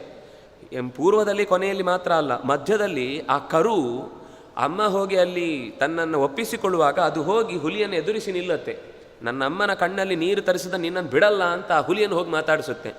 ಇದಕ್ಕೆ ಗಾಬರಿ, ಇಷ್ಟು ಚಿಕ್ಕದಿದೆ, ನಾನು ತಲೆ ಮೇಲೆ ಸುಮ್ಮನೆ ಕೈ ಇಟ್ಟರೆ ಅಪ್ಪಚ್ಚಿ ಆಗೋಗುತ್ತೆ, ಇಂಥದ್ದಕ್ಕೆ ಇಷ್ಟು ನನ್ನ ಹತ್ರ ಅಂದರೆ ಅದು ಅಮ್ಮನ ಮೇಲಿನ ಪ್ರೀತಿ. ನನ್ನ ಅಮ್ಮನನ್ನೇನು ಮಾಡಬೇಡ, ಅಮ್ಮನನ್ನು ವಾಪಸ್ ಕಳಿಸು, ನನ್ನನ್ನು ಬೇಕಾದರೆ ತಿನ್ನು, ಮಗುಗೇನು ಗೊತ್ತಿಲ್ಲ, ನನ್ನನ್ನು ತಿನ್ನೋದು. ಇಬ್ಬರೂ ಸಂವಾದ ಬಹಳ ಚೆನ್ನಾಗಿದೆ. ಸತ್ಯದ ಬಗ್ಗೆ ಬಹಳ ಒಳ್ಳೆಯ ಡೆಫಿನೇಷನ್ಗಳಿವೆ ಆ ಮಾತುಗಳ ಮಧ್ಯದಲ್ಲಿ. ಇಷ್ಟಾದ ಮೇಲೆ ಕೊನೆಗೆ ಇಷ್ಟು ಪರಸ್ಪರ ಪ್ರೀತಿಸುವ ಕಂದಮ್ಮನನ್ನ ತಾಯಿಯನ್ನು ನಾನು ತಿಂದರೆ ನನಗೆ ಒಳಿತಾಗುವುದಿಲ್ಲ ಅಂತ ಅವನಿಗೆ ಪೂರ್ವ ಸ್ಮರಣೆ ಉಂಟಾಗಿ, ಒಂದು ಸರ್ತಿ ಮಾಡಿದ ಅನ್ಯಾಯದಿಂದ ಇಷ್ಟು ದೊಡ್ಡ ಕೆಟ್ಟ ಜನ್ಮ ಹೊಂದಿದ್ದೇನೆ, ಇನ್ನೂ ಮತ್ತು ಕೆಟ್ಟ ಜನ್ಮ ಹೊಂದಬೇಕಾ ನಾನು, ತಪ್ಪಾಯಿತು ಅಂತ ಯೋಚಿಸಿ ಆ ಬೆಟ್ಟದಿಂದ ಕೆಳಕ್ಕೆ ಬೀಳುತ್ತೆ. ಬಿದ್ದ ಹೊತ್ತಿಗೆ ಕೆಳಕ್ಕೆ ಬಿದ್ದು ಏಳ್ತಾನೆ, ನೋಡಿದರೆ ಹೂವಿನ ಹಾಸಿನ ಮೇಲೆ ಎದ್ದ ರಾಜ ಇದ್ದಾನೆ, ಪ್ರಭಂಜನ. ಎದ್ದವನೇ ಮೇಲೆ ನೋಡ್ತಾನೆ, ಹಸುಗಳು ನಿಂತು ನೋಡ್ತಾ ಇವೆ, ಇವನು ಮೇಲಕ್ಕೆ ಬರ್ತಾನೆ. ಅಷ್ಟೊತ್ತಿಗೆ ಪಕ್ಕದಲ್ಲಿ ಮರೆಯಲ್ಲಿ ನೋಡ್ತಾ ಇದ್ದಂಥ ಯಮಧರ್ಮ ಎದುರುಗಡೆ ಮಾತಾಡಿಸ್ತಾನೆ, ನಿಮ್ಮಿಬ್ಬರ ಸತ್ಯವಂತಿಕೆ ಮತ್ತು ನಿನ್ನ ಕರುಣೆ, ನೀನು ಬಿಟ್ಟುಕೊಟ್ಟ ರೀತಿ ನೋಡಿ ನನಗೆ ಖುಷಿ ಆಯಿತು, ಏನಾದರೂ ವರ ಕೇಳಿ ಅಂತ. ಆ ರಾಜ ಹೇಳ್ತಾನೆ, ನನಗೆ ತಪ್ಪಿಯೂ ದುಷ್ಟ ಬುದ್ಧಿಯಿಂದ ಜನರನ್ನು ಕೆಟ್ಟ ರೀತಿಯಿಂದ ನೋಡಿಕೊಳ್ಳುವ ಬುದ್ಧಿ ಕೊಡಬೇಡಪ್ಪ, ಒಳ್ಳೆ ರೀತಿಯಿಂದ ಪ್ರಜಾ ಪಾಲನೆ ಮಾಡುವ ಶಕ್ತಿ ನನಗೆ ನೀಡು, ಯಾವತ್ತಿಗೂ ತಪ್ಪು ಕೆಲಸ ನನ್ನಿಂದ ಮಾಡಿಸ್ಬೇಡ ಅಂತ ಕೇಳ್ಕೊಂಡು ಅವನು ಮತ್ತೆ ವಾಪಸ್ ಹೋಗ್ತಾನೆ. ಈ ಹಸು ನನಗೇನು ಬೇಡ, ನಾನು ಈ ಸತ್ಯವನ್ನು ಕೊನೆ ಕಾಲದವರೆಗೂ ನನ್ನ ಮನಸ್ಸಿನಲ್ಲಿ ಇವತ್ತು ಹೇಗೆ ಇದೆಯೋ ಹಾಗೆ ಉಳಿಸುವಂತೆ ಮಾಡು ಅಂತ ಕೇಳುತ್ತೆ ಆ ಹಸು. ಆಗ ಯಮಧರ್ಮನೇ ಹೇಳ್ತಾನೆ, ಇಲ್ಲ ಹಾಗಾಗಬಾರ್ದು, ನಿನ್ನ ನೆನಪಿಗೋಸ್ಕರ ನೀನು ಈ ನಿಂತ ಜಾಗದಲ್ಲೇ ಒಂದು ನದಿ ಹರಿತಾ ಇದೆಯಲ್ವಾ, ಇದು ನಿನ್ನ ಹೆಸರಿನಲ್ಲೇ ಪ್ರಸಿದ್ಧಿಯಾಗಲಿ. ನಂದ ಅಂತ ಅದಕ್ಕೆ ಹೆಸರಿದ್ದಿದ್ದು, ನಂದ ಅನ್ನುವ ಆ ಹಸುವಿಗಿದ್ದ ಹೆಸರೇ. ಅವನು ಆ ಗೋಪಾಲಕ ಕಾಯ್ತಾ ಇದ್ದವನ ಹೆಸರು ನಂದ ಅಂತಾನೆ. ಆ ನಂದ ಅನ್ನುವ ಹೆಸರನ್ನು ಅವನು ಏನು ಅಂದರೆ ಅದಕ್ಕೆ ತಾನು ಅಂದರೆ ಅದು ಅಂತ ಅನ್ನುವಷ್ಟು ಆತ್ಮಾಭಿಮಾನ ಇತ್ತು. ಅದಕ್ಕೋಸ್ಕರ ಅವನು ತನ್ನ ಹೆಸರನ್ನೇ ಅದಕ್ಕೆ ನಂದ ಅಂತ, ಇವನ ಹೆಸರು ನಂದ, ಅದರ ಹೆಸರು ನಂದ ಅಂತ, ಹೀಗೆ ತನ್ನನ್ನೇ ಅದರಲ್ಲಿ ಕಾಣುವಷ್ಟು ಪ್ರೀತಿ ಅವನಿಗಿತ್ತು. ಅದರಿಂದಾಗಿ ಅದಕ್ಕೆ ನಂದ ಅಂತ ಹೆಸರಿಟ್ಟ ಅಂತ ಬರುತ್ತೆ. ಅಷ್ಟಾದ ಮೇಲೆ ಆ ನದಿಗೆ ಹೆಸರು ಮುಂದೆಯಿಂದ ನಂದಾಕಿನಿ, ಅದೇ ನಂದ ಪ್ರಯಾಗದಲ್ಲಿರುವ ಜಾಗ, ನಿನ್ನ ಹೆಸರಿನಲ್ಲಿ ಪ್ರಸಿದ್ಧಿಯಾಗಲಿ. ಯಾರು ಇಲ್ಲಿ ಬಂದು ಮಿಂದು ಹೋಗ್ತಾರೋ ಅವರಿಗೆ ಜೀವನದ ಉದ್ದಕ್ಕೂ ಕೂಡ ಅವರು ಮಾಡಿದ ಪ್ರಾಮಾಣಿಕತೆಯ ಫಲ ಚೆನ್ನಾಗಿ ಒದಗಿ ಬರಲಿ. ಅವ್ರಿಗೆ ಯಾವತ್ತೂ ಪ್ರಾಮಾಣಿಕವಾಗಿ ಮಾಡಿದ ಕೆಲಸಕ್ಕೆ ಫಲ ಸಿಗಲಿಲ್ಲ ಅಂತನ್ನುವ ನೋವು ಜೀವನದಲ್ಲಿ ಯಾವತ್ತೂ ಇಲ್ಲದೇ ಇರಲಿ ಅಂತ ವರ ಕೊಟ್ಟು ಪುಲಸ್ತ್ಯರು ಈ ಕಥೆಯನ್ನು ಹೇಳಿ ಭೀಷ್ಮನನ್ನು ಈ ರೀತಿ ನಾವು ಪ್ರತಿ ಕ್ಷೇತ್ರದಲ್ಲೂ ಒಂದು ವಿಶೇಷವಾದ ಘಟನೆ ಇರುತ್ತೆ, ಅದನ್ನು ತಿಳ್ಕೊಂಡಾಗ ನಮ್ಮ ಬದುಕು ಸಾರ್ಥಕ ಆಗುತ್ತೆ ಅಂತ ಅರ್ಥಪೂರ್ಣವಾದ ತೀರ್ಥಯಾತ್ರೆ ಮಾಡಿಸ್ತಾ ಪಾಠ ಹೇಳಿರ್ತಾರೆ. ಹಾಗಾಗಿ ಭೀಷ್ಮಾಚಾರ್ಯರಿಗೆ ಅಷ್ಟು ಶಾಸ್ತ್ರದ ದಿಟ್ಟತನದಿಂದ ಅದನ್ನು ಸರಿ ತಪ್ಪು ಅಂತ ಹೇಳುವಂಥದ್ದಿತ್ತು. ಎಷ್ಟಾದರೂ ಕೊನೆಗೆ ಕಲಿಯ ಪ್ರವೇಶ ಆದ ಹೊತ್ತಿಗೆ ಮಾತ್ರ ದ್ರೌಪದಿಗೆ ಸಭೆಯಲ್ಲಿ ಆಗ್ತಾ ಇದ್ದ ಅವಮಾನವನ್ನು ಇದು ತಪ್ಪು ಅಂತ ಹೇಳುವ ಬಾಯಿ ಅವರಿಗೆ ಬರಲಿಲ್ಲ. ಹೀಗೆ ಭೀಷ್ಮಾಚಾರ್ಯರ ಕಥೆ ಪೂರ್ವದಲ್ಲಿ ತಪ್ಪು ಮಾಡಿದವನು, ಮಾಡಿಸಿದವನು, ಮಾಡಲಿಕ್ಕೆ ಸಪೋರ್ಟ್ ಮಾಡಿದವನು, ಮಾಡಿದ್ದನ್ನು ನೋಡಿ ಸುಮ್ಮನಿದ್ದವನು ಎಲ್ಲರೂ ಶಿಕ್ಷೆಗೆ ಅರ್ಹರೇ ಅನ್ನುವ ಚಿಂತನೆಯನ್ನು ಆ ಕಥೆಯ ಮೂಲಕ ತೋರಿಸಿಕೊಟ್ರು. ಇನ್ನೊಂದು ಕಡೆ ವಿದುರನ ಜನ್ಮ ಆಯಿತು. ವಿದುರನ ಜನ್ಮ ಆದಾಗ ಅದರ ಹಿಂದಿನ ಕಥೆ ಅಲ್ಲಿ ಪ್ರಶ್ನೆ ಕೇಳ್ತಾನೆ. ವಿದುರ ಹುಟ್ಟಿ ಬಂದ ಅಂತ ಬಂತು, ಇವನ ಹಿನ್ನೆಲೆ ಏನು ಅಂತ ಪ್ರಶ್ನೆ ಮಾಡಿದಾಗ ಮಾಂಡವ್ಯನ ಕಥೆಯ ಪ್ರಸಂಗವನ್ನು ಮಹಾಭಾರತ ಹೇಳುತ್ತೆ. ಮಾಂಡವ್ಯ ಋಷಿ ತುಂಬ ತಪಸ್ವಿ. ಎಂಥ ತಪಸ್ವಿ ಅಂದರೆ ಬಭೂವ ಬ್ರಾಹ್ಮಣ ಕಶ್ಚಿತ್ ಮಾಂಡವ್ಯ ಇತಿ ವಿಶ್ರುತಃ ಧೃತಿಮಾನ್ ಸರ್ವಧರ್ಮಜ್ಞ ಸತ್ಯೇ ತಪಸಿ ಚ ಸ್ಥಿತಃ. ಧರ್ಮಜ್ಞ ಸತ್ಯೇ ತಪಸಿ ಚ ಸ್ಥಿತಃ. ಸತ್ಯದಲ್ಲಿ ಸದಾ ತಪಸ್ಸಿನಲ್ಲಿ ಧರ್ಮದ ವಿಷಯದಲ್ಲೇ ಯಾವತ್ತೂ ತನ್ನನ್ನು ದೃಢವಾಗಿ ಇಟ್ಟುಕೊಂಡಿದ್ದವ, ಒಳ್ಳೆಯ ಧೈರ್ಯವಂತ, ತಪಸ್ಸಿನಲ್ಲಿ ಇದ್ದವನು. ಸ ಆಶ್ರಮ ಪದದ್ವಾರಿ ವೃಕ್ಷಮೂಲೆ ಮಹಾತಪಾಃ ಊರ್ಧ್ವಬಾಹು ಮಹಾಯೋಗಿ ತಸ್ಥೌ ಮೌನವ್ರತಾನ್ವಿತಃ. ಆಕಾಶಕ್ಕೆ ಮೋರೆ ಮಾಡಿ ಕೈಗಳನ್ನು ಮೇಲಕ್ಕೆತ್ತಿ ನಮಸ್ಕರಿಸಿ ಸೂರ್ಯನನ್ನೇ ದಿಟ್ಟಿಸಿ ನೋಡ್ತಾ ಆಹಾರವನ್ನೆಲ್ಲ ಮರೆತು ದೃಢವಾದ ತಪಸ್ಸಿನಲ್ಲಿ ತನ್ನನ್ನು ತೊಡಗಿಸಿಕೊಂಡಿದ್ದ. ಎಚ್ಚರ ಇರಲಿಲ್ಲ, ಪೂರ್ತಿ ಸಮಾಧಿಯ ಸ್ಥಿತಿಗೆ ಹೋಗಿದ್ದಾನೆ. ಹೊರಗಿನ ಪ್ರಪಂಚದಲ್ಲಿ ಏನಾಗ್ತಾ ಇದೆ ಏನಾಗ್ತಾ ಇಲ್ಲ ಅನ್ನೋದರ ಅರಿವಿಲ್ಲದಷ್ಟು ತನ್ನನ್ನು ಭಗವಂತನಲ್ಲಿ ಒಪ್ಪಿಸಿಕೊಂಡಿದ್ದ. ಈ ಪರಿಸ್ಥಿತಿಯಲ್ಲಿ ನಿಧಾಯ ಚ ಭಯ ಲೀನಾ. ಅಷ್ಟೊತ್ತಿಗೆ ಒಂದಿಷ್ಟು ಕಳ್ಳರು ರಾಜರ ಭಟ್ಟರ ಅವರ ಬೆನ್ನಿಗೆ ಬಿದ್ದಿದ್ರು ರಾಜಭಟ್ರೆಲ್ಲ. ಖಂಡಿತ ಕೈಯಲ್ಲಿ ಸಿಕ್ಕಾಕೊಳ್ತೇವೆ ಅಂತ ಬಹಳ ದೂರ ಓಡಿದ್ದಾರೆ. ಎಷ್ಟು ಓಡಿದ್ರು ಅವರು ಎಲ್ಲ ಕಡೆಯಿಂದ ಆವರಿಸಿಕೊಂಡ್ರು ಅಂತ ಗೊತ್ತಾದಾಗ ತಕ್ಷಣ ಏನು ಮಾಡಿದರು, ಇವರು ಆಶ್ರಮಕ್ಕೆ ಬಂದರು. ಆಶ್ರಮಕ್ಕೆ ಬಂದು ತಾವು ಕದ್ದಿದ್ದ ಸಾಮಾನು ಎಲ್ಲ ತಗೊಂಡೋಗಿ ಇವರು ಆಶ್ರಮದಲ್ಲಿ ಅಡಗಿಸಿಟ್ಟು ಇವರಿಗೇನು ಗೊತ್ತಿಲ್ಲ ಆಗಲೂ. ಅಲ್ಲಿಂದ ತಪ್ಪಿಸ್ಕೊಂಡು ಆಶ್ರಮದ ಕೈಯಲ್ಲಿಲ್ಲ ಅಂದರೆ ಬಿಡಬಹುದು ಅಂತ ಯೋಚನೆ ಮಾಡಿ ದೂರಕ್ಕೆ ಹೋದರು. ದೂರಕ್ಕೆ ಹೋಗುವಾಗ ಆ ಕಡೆಯಿಂದನೇ ಕವರ್ ಆಗಿದ್ರು. ಯಾರ ದಿಕ್ಕಿನಿಂದ ಬಂದರು ಅಂತ ನೋಡಿದ್ರು, ಅವ್ನು ಹಿಡ್ಕೊಂಡು ಬಂದರು. ಕೈಯಲ್ಲಿ ಇದ್ದ ಸಾಮಾನು ಇಲ್ಲ ಅಂದರೆ ಇವರೆಲ್ಲೋ ಅಡಗಿಸಿಟ್ಟಿದ್ದಾರೆ ಅಂತ ಗೊತ್ತಾಯಿತು. ತಕ್ಷಣ ಹುಡುಕಿದ್ರೆ ಆಶ್ರಮದಲ್ಲಿ ಸಿಕ್ಕಿತು. ಓಹೋ, ಇದೇ ಆಶ್ರಮದಲ್ಲಿದ್ದು ಬೇರೆ ಕಡೆ ಎಲ್ಲ ಕಡೆಯಿಂದ ಇವರು ಮೋಸ ಮಾಡ್ತಾ ಇದ್ದಾರೆ, ಇದು ಇವರ ಅಡಗುದಾಣ ಅಂತ ಯೋಚನೆ ಮಾಡಿದರು. ಆ ಆಶ್ರಮದ ಪಕ್ಕದಲ್ಲೇ ದೊಡ್ಡ ಮರದ ಕೆಳಗೆ ನಿಂತುಕೊಂಡು ಆಕಾಶಕ್ಕೆ ಮುಖ ಮಾಡಿ ತಪಸ್ ಮಾಡ್ತಾ ಇದ್ದಾರೆ ಮಾಂಡವಿ ಋಷಿಗಳು. ಇವರನ್ನು ಹೋಗಿ ಮಾತಾಡಿಸಿದ್ರು, ಇವರು ಉತ್ತರ ಕೊಡಲಿಲ್ಲ. ಓಹೋ, ಇವ್ರು ನಾಟಕ ಮಾಡ್ತಾ ಇದ್ದಾನೆ, ನನ್ನ ಋಷಿ ಅಂತ ತಿಳ್ಕೊಂಡು ಬಿಟ್ಬಿಡ್ಲಿ ಅಂತ ಅಂದ್ಕೊಂಡು ನನ್ನ ಹತ್ರ ನಾಟಕ ಆಡ್ತಾ ಇದ್ದಾರೆ. ತತಃ ಶಂಕಾ ಸಮಭವತ್ ರಕ್ಷಿಣಾಂ ತಂ ಮುನಿಂ ಪ್ರತಿ ಸಂಯಮ್ಯೈನಂ ತಥೋ ರಾಜ್ಞೆ ದಸ್ಯೂಂಶ್ಚೈವ ನ್ಯವೇದಯನ್. ನೀನು ಬರಲಿಲ್ಲ ಅಂದರೆ ನಮಗೇನು ಕಷ್ಟ ಇಲ್ಲ, ಎತ್ತಿಕೊಂಡೇ ಹೋಗ್ತೇವೆ ಅಂತ ಸೀದಾ ಅವನನ್ನು ತಗೊಂಡು ಹೋಗಿ ತಮ್ಮ ರಥದಲ್ಲಿ ಇರಿಸ್ಕೊಂಡು ಸೀದಾ ರಾಜನ ಹತ್ರ ಕರ್ಕೊಂಡು ಬಂದುಬಿಟ್ರು. ಅಲ್ಲೂ ಅವನಿಗೆ ಎಚ್ಚರ ಇಲ್ಲ. ನಿಲ್ಲಿಸಿದರೆ ನಿಂತ ಹಾಗಿರ್ತಾನೆ, ಮಲಗಿಸಿದರೆ ಮಲಗಿದ ಹಾಗೆ ಇರ್ತಾನೆ. ಎಚ್ಚರ ತಪ್ಪಿದ ಸ್ಥಿತಿಯಲ್ಲೇ ರಾಜ ಗಡಿಬಿಡಿಯಲ್ಲಿ ತುಂಬ ಜನ ಇದ್ದರು. ಅದರ ಮಧ್ಯದಲ್ಲಿ ಇವನು ಹಿಂದೆ ಎಲ್ಲೋ ಮಲಗಿಸಿದ್ದಾರೆ, ಗೊತ್ತಾಗಲಿಲ್ಲ. ಇಷ್ಟು ಜನ ಸೇರಿ ನಾ ಕಳ್ಳತನ ಮಾಡಿದ್ದು ಹೌದು ಅಂದರು. ಹಾಗಾದರೆ ಇವರೆಲ್ಲರನ್ನು ಕೂಡ ಶೂಲಕ್ಕೆ ಹಾಕಿ ಅಂತ ಹೇಳಿದ. ರಾಜ ಹಿಂದೆ ಮುಂದೆ ಗಮನಿಸದೆ ಕೊಟ್ಟ ನಿರ್ಣಯದಿಂದ ಪ್ರತಿ ಜಗ್ಮುರು ಮಹೀಪಾಲಂ ಧನಾನ್ಯಾದಾಯತಾನ್ಯಥಾ ಶೂಲಸ್ಥ ಸತು ಧರ್ಮಾತ್ಮ ಕಾಲೇನ ಮಹತಾ ತತಃ ನಿರಾಹಾರೋಪಿ ವಿಪ್ರರ್ಷಿ ಮರಣಂ ನಾಭ್ಯಪದ್ಯತ. ಎಲ್ಲರನ್ನೂ ಶೂಲಕ್ಕೆ ಹಾಕಿದ್ದಾರೆ. ಯಾಕೋ ಮತ್ತೊಂದು ಸರ್ತಿ ಶೂಲಕ್ಕೆ ಹಾಕಿದ ಜಾಗದಲ್ಲಿ ಮತ್ತಾರಿಗೋ ಶಿಕ್ಷೆ ಕೊಡಲಿಕ್ಕೆ ಅಂತ ಬಂದಾಗ ನೋಡ್ತಾರೆ, ಉಳಿದವರೆಲ್ಲರೂ ಹೆಣವಾಗಿ ಮೂಳೆಗಳಾಗಿ ಬಿದ್ದಿದ್ದಾರೆ. ಆದರೆ ಇವನನ್ನು ನೇತ ಹಾಕಿದ ಜಾಗದಲ್ಲಿ ಹಾಗೆ ಇದ್ದಾನೆ. ಒಂದು ಚೂರು ದೇಹದಲ್ಲಿ ವಿಕಾರ ಇಲ್ಲ, ಆಹಾರದ ಹೊರಗಿನ ಪ್ರಜ್ಞೆಯ ಬಗ್ಗೆ ಎಚ್ಚರ ಇಲ್ಲ, ಮುಖದಲ್ಲಿ ಅದೇ ಶಾಂತವಾದ ಕಳೆ ಇದೆ. ಇದನ್ನು ನೋಡಿ ಅವರಿಗೆ ಗಾಬರಿ ಆಯಿತು, ಹೆದರಿಕೆ ಆಯಿತು. ಅವನನ್ನು ಕೆಳಕ್ಕೆ ಇಳಿಸಿದ್ರು. ಇನ್ನೂ ಪ್ರಾಣದಲ್ಲಿ ಇದ್ದಾನೆ ಅಂತ ಗೊತ್ತಾದಾಗ ಭಯ ಆಯಿತು ಅವರಿಗೆ. ಎಂಥ ದೊಡ್ಡ ತಪಸ್ವಿ. ಸಂತಾಪಂ ಪರಮಂ ಜಗ್ಮುಹು ಮುನಯಸ್ತಾಪಸಾನ್ವಿತಾ. ಸುತ್ತಲಿದ್ದ ಎಲ್ಲ ಮುನಿಗಳು ಅಷ್ಟೊತ್ತಿಗೆ ಅಲ್ಲಿಗೆ ಬಂದರು. ಇವನ ಈ ದೀರ್ಘವಾದ ದೃಢವಾದ ಯಾವ ಹೊರಗಿನ ದಾಳಿಗೂ ಒಳಗಾಗದೇ ಇರುವಷ್ಟು ದೃಢವಾದ ತಪಸ್ಸನ್ನು ನೋಡಿ ಅವರು ಬೇಸರ ಬಂದರು. ಏನು ಇಂಥ ಒಬ್ಬ ಮುನಿಗೆ ಇಂಥ ಶಿಕ್ಷೆ ಕೊಟ್ಟು ಬಿಟ್ಟಿದ್ದಾರಲ್ವ ಅಂತ ಗಾಬರಿಯಿಂದ ಅವರು ಬಂದರಲ್ಲಿ. ಬಂದಾಗ ಈ ಸೈನಿಕರಿಗೆ ಇನ್ನೂ ಭಯ ಜಾಸ್ತಿ ಆಯಿತು. ಋಷಿಗಳೆಲ್ಲ ಬಂದುಬಿಟ್ರು. ಅವನನ್ನು ನೋಡಿ ಇಂಥ ದೊಡ್ಡ ಋಷಿಗೆ ಇಂಥ ಶಿಕ್ಷೆ ಕೊಟ್ಟ ಎಂಥ ರಾಜ ಅವನು ಅಂತ ರಾಜನಿಗೂ ಬೈಲಿಕ್ಕೆ ಶುರು ಮಾಡಿದರು. ಇವರಿಗೆ ಭಯ ಆಯಿತು. ಭಯ ಆಗಿ ತಕ್ಷಣ ರಾಜನ ಹತ್ರ ಓಡಿ ಹೋದರು. ತೌ ರಾತ್ರೌ ಶಂಕುನಾ ಭೂತ್ವಾ ಸನ್ನಿಪತ್ಯತು ಭಾರತ ದರ್ಶಯಂತೋ ಯಥಾಶಕ್ತಿ ತಮಪೃಚ್ಛದ್ವಿಜೋತ್ತಮಂ. ರಾಜ ಹೋಗಿ ವಿಷಯವನ್ನು ತಿಳಿದ ತಕ್ಷಣವೇ ಆ ರಾತ್ರಿಯೇ ಸೀದಾ ಶೂಲಕ್ಕೆ ಹಾಕಿದ ಜಾಗಕ್ಕೆ ಓಡಿ ಬಂದರೆ ನೇತು ಬಿದ್ದ ಸ್ಥಿತಿಯಲ್ಲಿ ಇದ್ದವನನ್ನು ನೋಡಿ ಆಶ್ಚರ್ಯದಿಂದ ಶ್ರೋತುಮಿಚ್ಛಾಮಹೇ ಬ್ರಹ್ಮನ್ ಕಿಂ ಪಾಪಂ ಕೃತವಾನಸಿ ಏನೇಹಂ ಸಮನು ಪ್ರಾಪ್ತಂ ಶೂಲೇ ದುಃಖ ಭಯಂ ಮಹತ್. ಕೆಲವರು ಕೇಳಿದರು, ನೀನೇನು ತಪ್ಪು ಮಾಡಿದೆ, ಯಾಕೆ ಈ ಶಿಕ್ಷೆ ಕೊಟ್ಟಿದ್ದಾರೆ ಅಂತ. ಇನ್ನು ಕೆಲವರು, ಅಯ್ಯೋ ಇವನು ತಪ್ಪು ಮಾಡಲಿಕ್ಕೆ ಸಾಧ್ಯವೇ ಇಲ್ಲ, ಇಂಥವನಿಗೆ ಶಿಕ್ಷೆ ಕೊಟ್ಟಿದ್ದರೆ ನಿಜವಾಗಿಯೂ ಇಷ್ಟೊತ್ತಿಗೆ ದೇಹ ಬಿದೋಗ್ತಿತ್ತು, ಅದರಿಂದಾಗಿ ಇವನಿಗೆ ತಪ್ಪಾಗಿ ಎಲ್ಲೋ ಶಿಕ್ಷೆ ಕೊಟ್ಟಿದ್ದಾರೆ ಅಂತ.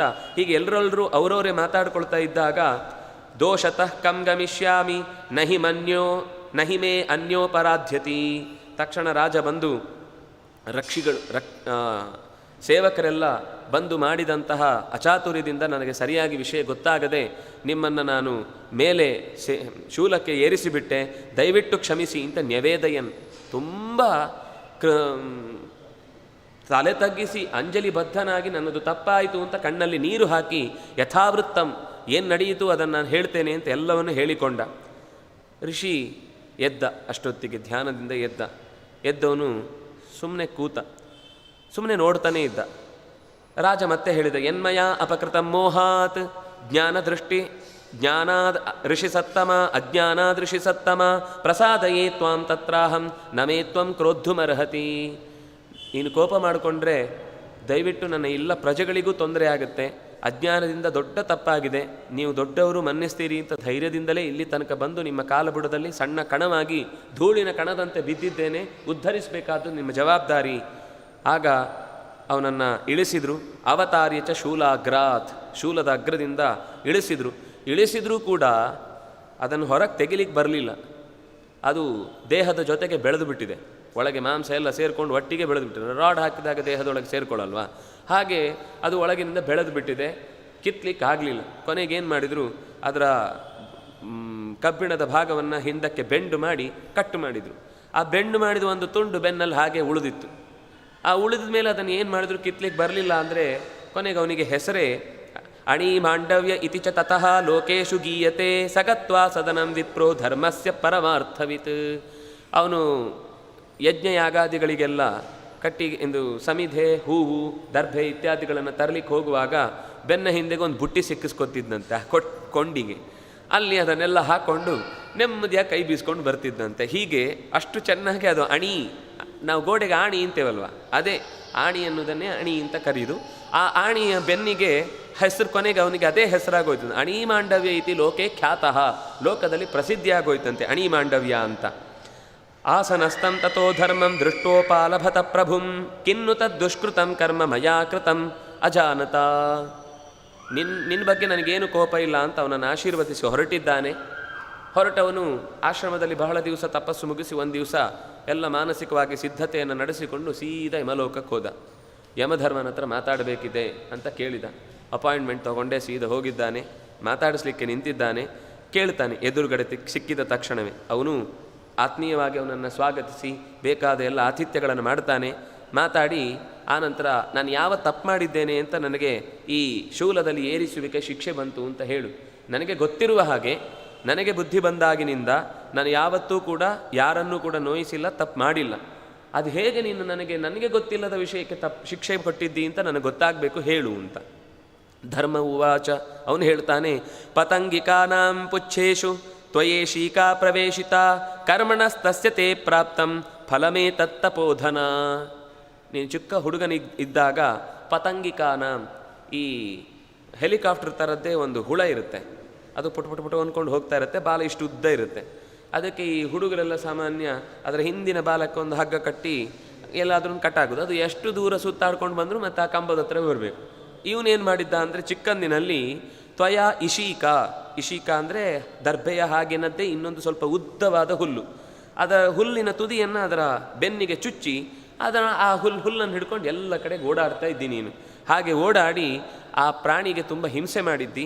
ಅದಕ್ಕೋಸ್ಕರ ಆ ಕರ್ಮದ ಫಲವಾಗಿ ತೇ ಪ್ರಾಪ್ತಂ ಫಲಂ, ಈ ಫಲ ಪ್ರಾಪ್ತವಾಯಿತು ನಿನಗೆ. ಸ್ವಲ್ಪಮೇವ ಯಥಾ ದತ್ತಂ ದಾನಂ ಬಹುಗುಣಂ ಭವೇತ್.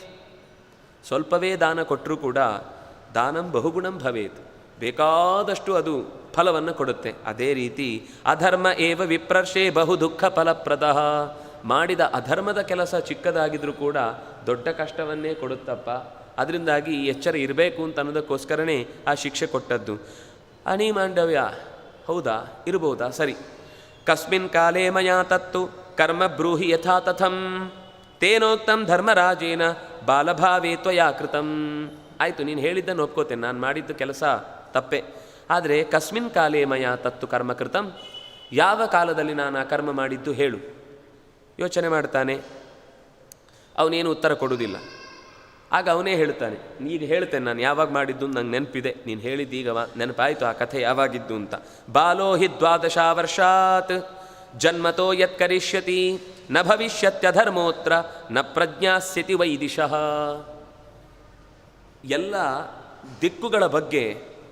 ದಿಕ್ಕುಗಳ ಬಗ್ಗೆ ಅಥವಾ ತಿಳುವಳಿಕೆ, ಲೋಕದ ತಿಳುವಳಿಕೆ ಅಂತ ಅರ್ಥ. ಲೋಕದ ಸಾಮಾನ್ಯ ಜ್ಞಾನ ಅನ್ನೋದು ಇನ್ನೂ ಮಕ್ಕಳಿಗೆ ಇರುವುದಿಲ್ಲ 12 ವರ್ಷದವರೆಗೆ.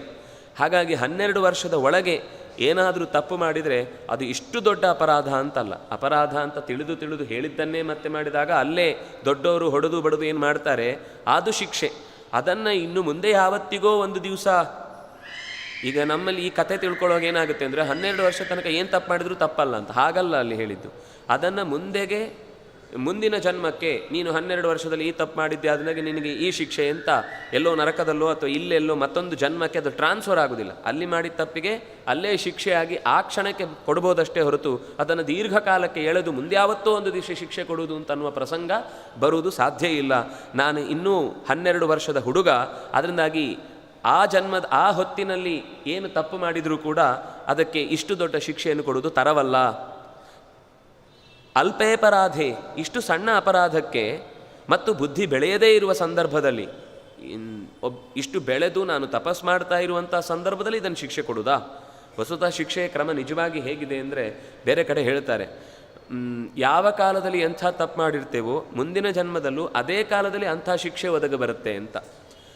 ಯಾವುದೋ ಒಂದು ಹೊತ್ತಿಗೆ ಯಾರನ್ನೋ ನಾವು ಬೇರೆ ಮಾಡಿದ್ದು ಅಂತಾಗಿದ್ದರೆ, ನಾವು ಕೂಡ ಅದೇ ವಯಸ್ಸಿಗೆ ಬಂದಾಗ ನಾವು ಯಾರನ್ನೋ ತುಂಬ ಅಪೇಕ್ಷೆ ಪಟ್ಟವರು ನಮ್ಮ ಕಡೆಯಿಂದ ದೂರಾಗಿ ಹೋಗ್ತಾರೆ. ಇದು ವಯಸ್ಸಿನ ಅಂತರವನ್ನೂ ಕೂಡ ತಪ್ಪುಗಳು ಫಲ ಕೊಡುವಾಗ ಗಮನಿಸತ್ತೆ ಅನ್ನುವ ಮಾತು ಇದೆ. ಅದರಲ್ಲೂ ನೀನು ಅದನ್ನು ಬಾಲ್ಯದಲ್ಲಿ ಮಾಡಿದ್ದಕ್ಕೆ ಈಗ ಯಾವಾಗಲೂ ಪ್ರತಿಫಲ ಅಂತ ಶೂಲದಲ್ಲಿ ಏರಿಸುವ ಶಿಕ್ಷೆಯನ್ನು ನೀನು ನನಗೆ ಹೇಳ್ತಾ ಇದ್ದಿ. ಯಾವ ರೀತಿಯಿಂದಲೂ ನೀನು ಮಾಡಿದ್ದು ನನಗೆ ಸರಿ ಅಂತ ಅನ್ನಿಸ್ತಾ ಇಲ್ಲ. ಅಲ್ಪೇ ಅಪರಾಧೇಪಿ ಮಹಾನ್ ಮಮ ದಂಡಸ್ತ್ವಯಾ ಧೃತಃ ಗರೀಯಾನ್ ಬ್ರಾಹ್ಮಣವದಃ ಸರ್ವಭೂತವದಾದಪಿ. ಎಲ್ಲ ವಧೆಗಳಿಗಿಂತ ಒಬ್ಬ ಬ್ರಹ್ಮಜ್ಞಾನಿಯಾದವನನ್ನು ಶೂಲಕ್ಕೆ ಏರಿಸಿ ಬೇರೆಯವನಾಗಿದ್ದರೆ ತೀರ್ಕೊಂಡೇ ಬಿಡ್ತಿದ್ದ. ನಾನು ಸಮಾಧಿಯಲ್ಲಿದ್ದೆ, ನನಗೇನು ಅನ್ನಿಸ್ಲಿಲ್ಲ, ಗೊತ್ತಾಗಲಿಲ್ಲ, ನನಗೆ ಲೋಕದ ಪ್ರಜ್ಞೆ ಇರಲಿಲ್ಲ, ದೇಹದ ಎಚ್ಚರ ಇರಲಿಲ್ಲ, ಆದ್ದರಿಂದಾಗಿ ಬಚಾವಾದೆ. ಆದರೆ ಉಳಿದವರು ಯಾರಾದರೂ ಆಗಿದ್ದರೆ ದೇಹ ಉಳಿಸ್ಕೊಳ್ಳಿಕ್ಕೆ ಆಗ್ತಿರಲಿಲ್ಲ.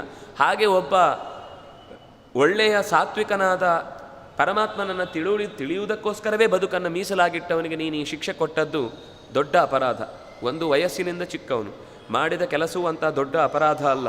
ಮೂರನೇದಾಗಿ ಒಬ್ಬ ಬ್ರಾಹ್ಮಣನಾಗಿ ತಪಸ್ಸು ಮಾಡ್ತಾ ಇರುವ ಸಂದರ್ಭದಲ್ಲಿ ಈ ಶಿಕ್ಷೆ ಕೊಟ್ಟದ್ದು ದೊಡ್ಡ ಅಪರಾಧ ಅಂತ ಹೀಗೆ ಅಪರಾಧ ಲೆಕ್ಕಾಚಾರ ಹಾಕಿ ನೀನು ಮರ್ಯಾದೆಯನ್ನು ಮೀರಿದ್ದಿ. ಮರ್ಯಾದೆ ಅಂತಂದರೆ ಒಂದು ಚೌಕಟ್ಟು ಅಂತ ಅರ್ಥ, ನಮ್ಮ ಕನ್ನಡದ ಮರ್ಯಾದೆ ಅಲ್ಲ. ನೀನು ಚೌಕಟ್ಟನ್ನು ಮೀರಿ ಶಿಕ್ಷೆ ಕೊಟ್ಟಿದ್ದೆ, ಆದ್ದರಿಂದಾಗಿ ಇದು ಸಹಿಸ್ಲಿಕ್ಕೆ ಆಗ್ತಾ ಇಲ್ಲ ನನಗೆ. ಆದ್ದರಿಂದ ನೀನು ಶೂದ್ರಯೋನಾವತೋ ಧರ್ಮ ಮಾನುಷ ಸಂಭವಿಷ್ಯಸಿ, ಇದು ನೀನು ಮುಂದಿನ ಜನ್ಮದಲ್ಲಿ ಶೂದ್ರಯೋನಿಯಲ್ಲಿ ಹುಟ್ಟುವಂತಹ ಪರಿಸ್ಥಿತಿ ನಿನಗೆ ಒದಗಿ ಬರಲಿ. ಆ 14 ವರ್ಷಾತ್ ನ ಭವಿಷ್ಯತಿ ಪಾತಕಂ ಪರತಃ ಕುರುವತಾಮೇವ ದೋಷ ಏವ ಭವಿಷ್ಯತಿ. ನಾನು 12 ವರ್ಷದ ಕತೆ ಹೇಳ್ತಾ ಇದ್ದೇನೆ. ಲೋಕದಲ್ಲಿ ಇನ್ನು ಮುಂದಿನ ನಿಯಮ ಹೀಗಿದೆ ಅಂತ ಒಂದು ನಿಯಮವನ್ನು ಹೇಳ್ತಾನೆ. 14 ವರ್ಷಗಳಿಗಿಂತ ಪೂರ್ವದಲ್ಲಿ ಮಾಡಿದ ಪಾತಕಗಳೇನಾದರೂ ಇದ್ದರೆ ಅದು ಮುಂದಿನ ಜನ್ಮಕ್ಕೆ ಅದು ಫಲಿಸುವುದು, ಅಂದರೆ ಮುಂದೆ ಸಂಚರಿಸ್ತಾ ಅದು ಮುಂದೆ ಸಂಚಿತವಾಗಿ ಅವನ ಜೊತೆಗಿದ್ದು ಅವನನ್ನು ಯಾವತ್ತೂ ಕೂಡ ಅದು ಆಕ್ರಮಿಸಲಿಕ್ಕೆ ಅಪಾಯವನ್ನು ಒಡ್ಲಿಕ್ಕೆ ಸಾಧ್ಯ ಇಲ್ಲ. ಆದರೆ ಅದಾದ ಮೇಲೆ ಬುದ್ಧಿ ಬಂತು ಅಂತ ಅನ್ನಿಸಿದ ಮೇಲೆ ಮಾಡಿದಂತಹ ಆ ತಪ್ಪು, ಹಾಗಾಗಿ ಬಾಲಾಪರಾಧಗಳು ಅಂತಂದಾಗ 14 ವರ್ಷದ ಮೇಲೆ ಏನಾದರೂ ಬಾಲಾಪರಾಧವೇ, ಅದು ಕ್ಷಮೆ ಮಾಡಬೇಕಾದ ಕೆಲಸ ಅಲ್ಲ.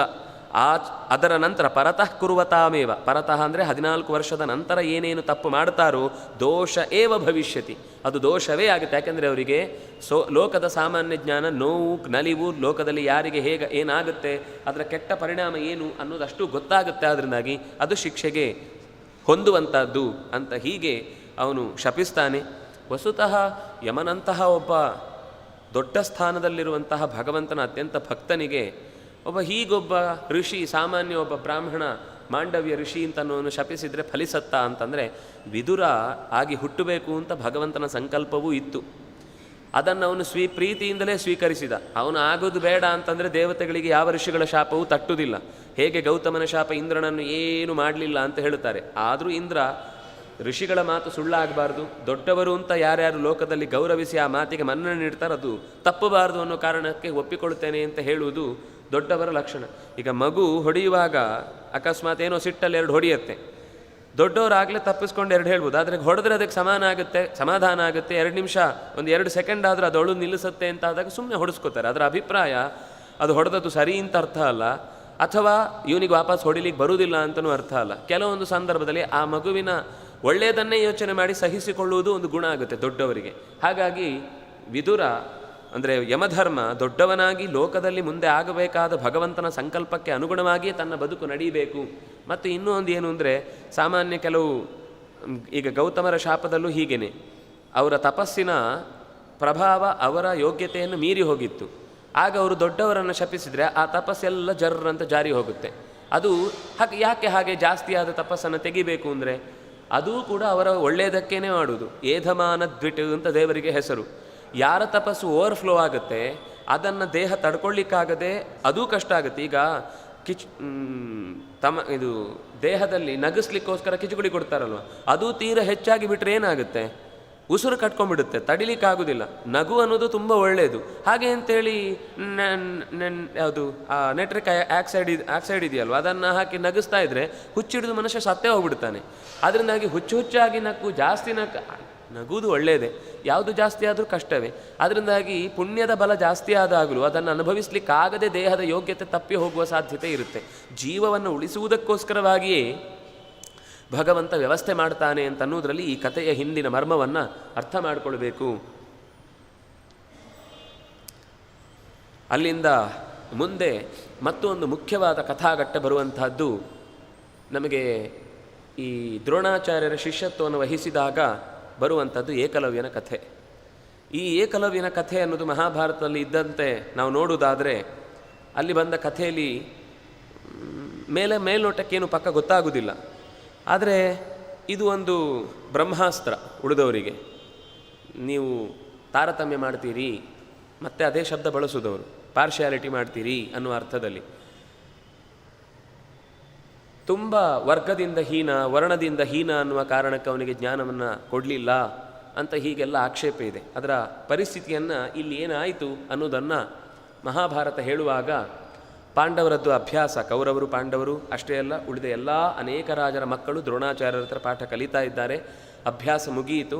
ಅಭ್ಯಾಸ ಮುಗಿದು ಒಂದು ಸರ್ತಿ ಹೀಗೆ ಬೇಟೆಗೆ ಅಂತ ಹೋದಾಗ, ಬೇಟೆಗೆ ಹೋಗೋದು ಯಾಕೆ ಅಂತಂದರೆ ಎರಡು ಕಾರಣ. ಒಂದು, ಬೇಟೆ ಅನ್ನೋದು ಮೋಜಿಗೋಸ್ಕರ ಯಾವತ್ತೂ ರಾಜನಿಗೆ ಅಲೋ ಅಲ್ಲ. ಅದರ ನಿಜವಾದ ಉದ್ದೇಶ ಏನು ಅಂತಂದರೆ, ಒಂದು, ಕಾಡಿನ ಪ್ರಾಣಿಗಳು ನಾಡಿಗೆ ಆಗಮಿಸಿದಾಗ ಅವುಗಳನ್ನು ಮರಳಿ ಕಾಡಿಗೆ ಅಟ್ಟುವುದು ಒಂದು ಕ್ರಮ. ಎರಡನೇದು, ಅವುಗಳ ಸಂಖ್ಯೆ ಜಾಸ್ತಿ ಆದಾಗ ಅದರಿಂದಾಗಿ ಮತ್ತೆ ವೇರಿಯೇಷನ್ ಜಾಸ್ತಿ ಆಯಿತು ಅಂತಂದರೆ ಪ್ರಕೃತಿಯಲ್ಲಿ ಹೆಚ್ಚು ಕಮ್ಮಿ ಆಗಲಿಕ್ಕೆ ಶುರುವಾಗುತ್ತೆ. ಜಿಂಕೆಗಳೇ ಜಾಸ್ತಿ ಆಗಿ ಬಿಡ್ತು ಅಂತಂದರೆ ಕಾಡಿನಲ್ಲಿ ಉಳ್ಕೊಳ್ಳೋದೆ ಅವು ನಾಡಿಗೆ ಬಂದೇ ಬರ್ತವೆ. ಹುಲಿಗಳೇ ಜಾಸ್ತಿ ಆಯಿತು ಅಂತಂದರೆ ಅವುಗಳು ನಾಡಿಗೆ ಬಂದು ಮನುಷ್ಯನಿಗೆ ತೊಂದರೆ ಕೊಡ್ತವೆ. ಹಾಗಾಗಿ ಎರಡೂ ಸಮ ಪ್ರಮಾಣದಲ್ಲಿ ಅದಕ್ಕೆ ಆಹಾರವಾಗಿ ಇದು ಇರಬೇಕು. ಜೀವೋ ಜೀವಸ್ಯ ಜೀವನಂ, ಲೋಕದಲ್ಲಿ ವ್ಯವಸ್ಥೆ ಇರುವುದು ಹಾಗೆ. ಆದರೆ ಒಂದು ಪ್ರಾಣಿಯ ಸಂಖ್ಯೆ ಜಾಸ್ತಿ ಆದಾಗ ಅದು ಅವರಿಗೆ ಒಂದು ಪಾಠ, ಕ್ಷತ್ರಿಯರಿಗೆ ಏನು ಅಂದರೆ ಓಡ್ತಾ ಇರುವಂತಹ ಪ್ರಾಣಿಯನ್ನು ಗುರಿ ಹಿಡಿದು ಹೊಡಿಬೇಕು. ಅದು ಅವರಿಗೆ ಅಭ್ಯಾಸವೂ ಹೌದು, ಕಲಿಕೆಯ ಒಂದು ರೂಪ ಅದು. ಹಾಗೆ ಮೃಗಯ ಬೇಟೆಗೋಸ್ಕರವಾಗಿ ಹುಡುಕ್ತಾ ತಪ್ಪಿಸಿಕೊಳ್ಳುವ ಪ್ರಾಣಿಗೂ ಏಟು ಕೊಟ್ಟು ಯಾರು ಗೆಲ್ತಾನೋ ಅವನಿಗೆ ಶಸ್ತ್ರಾಭ್ಯಾಸ ಚೆನ್ನಾಗಾಗುತ್ತೆ. ಉಳಿದದ್ದು ನಾವು ಎಷ್ಟೇ ಗುರಿ ಹಿಡಿದು ಹೊಡೆದ್ರೂ ಯಾವಾಗಲೂ ಶತ್ರುಗಳು ನಿಂತೇ ಹೊಡಿ ಅಂತ ಕಾಯುವ ಸ್ಥಿತಿಯಲ್ಲಿ ಇರುವುದಿಲ್ಲ. ನಮ್ಮ ಇವತ್ತಿನ ಸಿನಿಮಾಗಳಲ್ಲಿ ಹಾಗಿರ್ಬೋದು ಅಷ್ಟೇ. ಅವನು ಹೊಡಿತಾನೆ ಅಂದ ತಕ್ಷಣ ಎದೆ ಕೊಟ್ಟು ನಿಂತ್ಕೋತಾನೆ, ಹೊಡೆಸ್ಕೊಂಡು ಸುಮ್ಮನೆ ಮಲಗ್ತಾನೆ. ಹಾಗಿರುವುದಿಲ್ಲ. ಯಾವಾಗಲೂ ಓಡುವವನ ವಿಷಯದಲ್ಲಿ ಬೆಕ್ಕಿಗಿಂತ ಇಲಿಯೇ ಜಾಸ್ತಿ ವೇಗವಾಗಿ ಓಡುತ್ತೆ. ಯಾಕೆಂದರೆ ಇದಕ್ಕೆ ಆಹಾರದ ಯೋಚನೆ, ಅದಕ್ಕೆ ಜೀವದ ಯೋಚನೆ. ಹಾಗಾಗಿ ಜೀವದ ಯೋಚನೆ ಇರುವಂಥದ್ದಕ್ಕೆ ಹೆಚ್ಚು ಎಫರ್ಟ್ ಆಗ್ತಾ ಇರುತ್ತೆ. ಅಂಥ ಸಂದರ್ಭದಲ್ಲಿ ಅದನ್ನು ಹೊಡೆಯುವುದು ಅಂತುಂಟಲ್ವ, ಅದು ಸಾಮಾನ್ಯ ಸುಲಭ ಅಲ್ಲ. ಯಾಕೆಂದರೆ ಕ್ಷಣಕ್ಕೂ ಅದರ ಮೂಮೆಂಟ್ ಚೇಂಜ್ ಆಗ್ತಾ ಇರುತ್ತೆ. ಅಂತಹ ಮೂಮೆಂಟುಗಳನ್ನೂ ಅರ್ಥ ಮಾಡಿಕೊಂಡು ಬಾಣ ಹೊಡೆಯುವುದು ಅಂತಿದೆಯಲ್ವ. ಈಗ ಚೆಂಡು ಎಸೆಯುವಾಗ ಕ್ರಿಕೆಟ್ನಲ್ಲಿ ನಿಜವಾದ ಎದುರುಗಡೆ ದಾಂಡಿಗ ಹೊಡೆಯುವವನು ಅವನು ಕೊನೆಯ ಮೂಮೆಂಟಲ್ಲಿ ಬೆರಳನ್ನು ಹೇಗೆ ತಿರುಗಿಸ್ತಾನೆ ಅನ್ನೋದನ್ನು ನೋಡಿ ಇವನ ಹೊಡೆತದ ಯೋಚನೆಯನ್ನು ಮಾಡ್ತಾನೆ. ಅದು ಅವನ ಕಲೆ. ಅದೇ ಕಲೆ ಎದುರುಗಡೆ ಬಾಣ ಹೊಡೆಯುವವನಿಗೂ ಕೂಡ ಪ್ರಾಣಿಯ ಕೊನೆಯ ರಕ್ಷಣೆಯ ಮೂಮೆಂಟ್ ಯಾವ ರೀತಿ ಬದಲಾಗುತ್ತೆ ಅಂತ ಗಮನಿಸಿ ಅದಕ್ಕೆ ಹೊಡಿಬೇಕಾದದ್ದು ಕ್ರಮ. ಹೀಗಾಗಿ ಆ ಹುಡುಗರಿಗೆಲ್ಲ ಅದೊಂದು ಶಿಕ್ಷಣದ ಕ್ರಮದಲ್ಲಿ ದ್ರೋಣಾಚಾರ್ಯರು ಕರ್ಕೊಂಡು ಹೋಗಿದ್ದಾರೆ. ಹೋಗಿ ಎಲ್ಲರೂ ಬಹಳ ದೂರದ ತನಕ ಬೇಟೆಯಾಡ್ತಾ ಬರಬೇಕಾದ್ರೆ ಮಧ್ಯದಲ್ಲಿ ಅವರಿಗೆ ಒಂದು ವಿಶಿಷ್ಟವಾದ ಘಟನೆ ಎದುರಾಯಿತು. ಏನಾಯಿತು ಅಂದರೆ, ಅವರು ಹೋಗ್ತಾ ಇದ್ದ ಹಾಗೆಯೇ ಅವರ ಜೊತೆಗೆ ಬೇಟೆ ನಾಯಿಗಳು ಇದ್ದವು. ಅದರಲ್ಲಿ ಒಂದು ಬೇಟೆ ನಾಯಿ ಸೀದಾ ಎಲ್ಲೋ ಕಾಡಿನ ಮಧ್ಯಕ್ಕೆ ಹೋಗಿದೆ. ಮಧ್ಯಕ್ಕೆ ಹೋದಾಗ ಅಲ್ಲಿ ಬೊಗಳುತ್ತಾ ಇತ್ತು.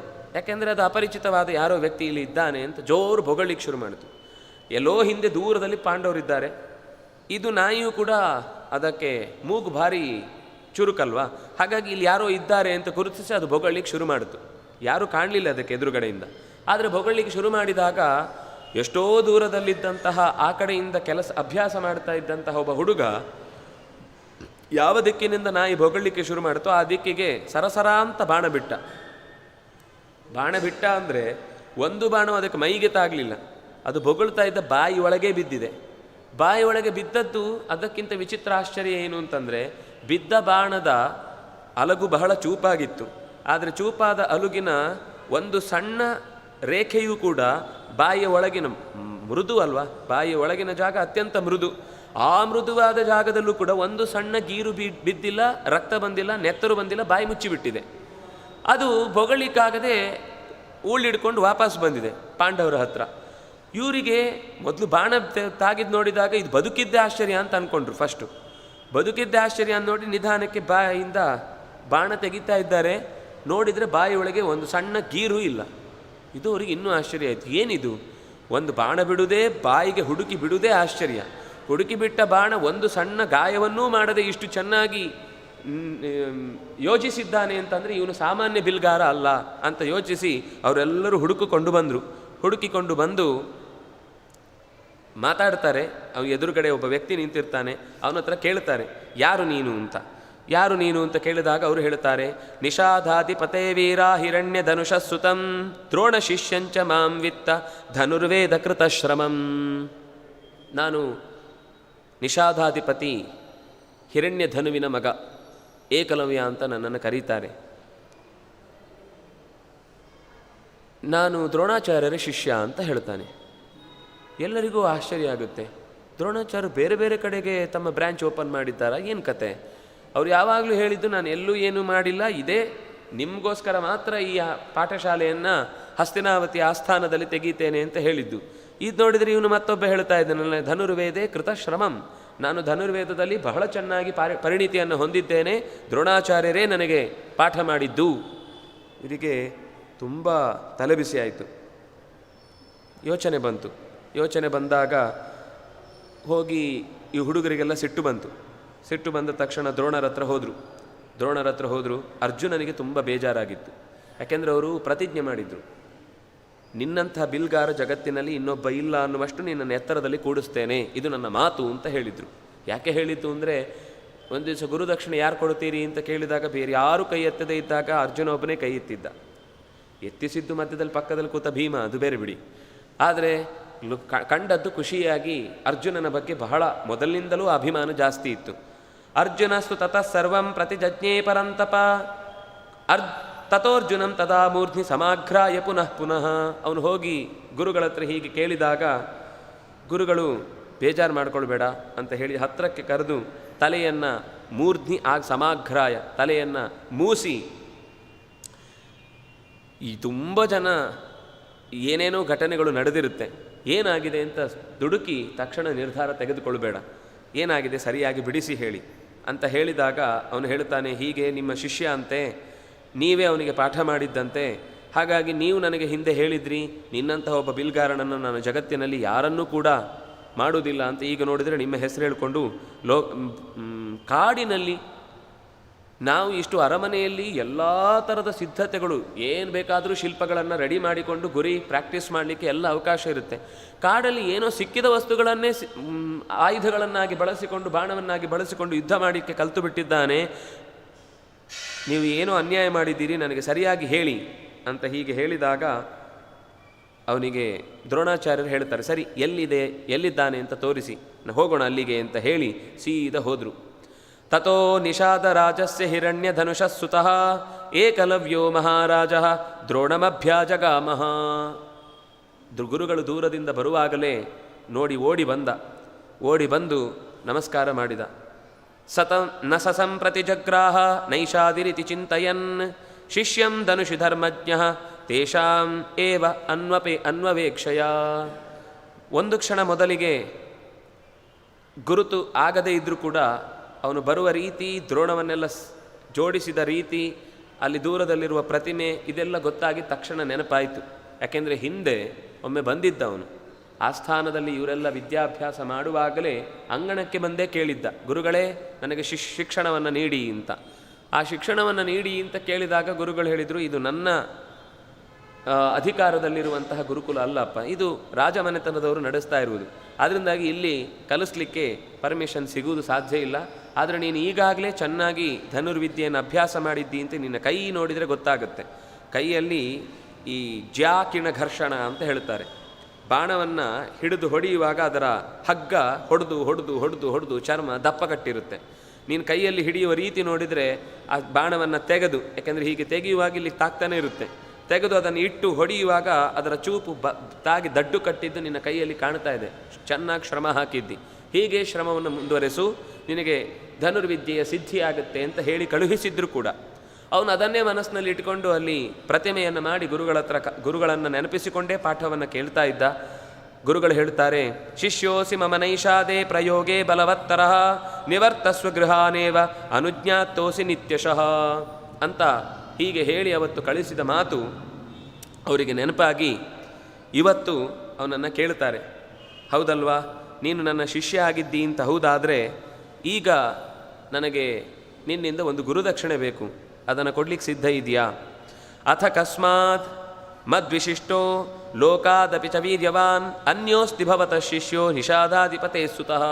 ಅವನಿಗೆ ಮನಸ್ಸಲ್ಲಿ ಬಂದದ್ದೇನು ಅಂದರೆ, ಅರ್ಜುನ ಪ್ರಶ್ನೆ ಕೇಳಿದ್ದು, ನನಗಿಂತ ವಿಶಿಷ್ಟನಾದ ಇನ್ನೊಬ್ಬರನ್ನು ನೀವು ಸಿದ್ಧಪಡಿಸಿದ್ದೀರಿ, ಇದು ಒಂಥರ ದ್ರೋಣನದ್ದು ಒಂಥರ ಹೊಟ್ಟೆ ಕಿಚ್ಚಾಯ್ತಲ್ವಾ ಅಂತ ಒಂದು ಪ್ರಶ್ನೆ. ಅದಕ್ಕೆ ಆಚಾರ್ಯರು ಭಾಗವತ ತಾತ್ಪರ್ಯದಲ್ಲಿ ನಿರ್ಮತ್ಸರಾಣಾಂ ಸತಾಂ ಅಂತ ಅಲ್ಲಿ ವಿವರಣೆ ಕೊಡುವಾಗ ಈ ಕಥೆಯನ್ನು ಉಲ್ಲೇಖ ಮಾಡ್ತಾರಲ್ಲಿ.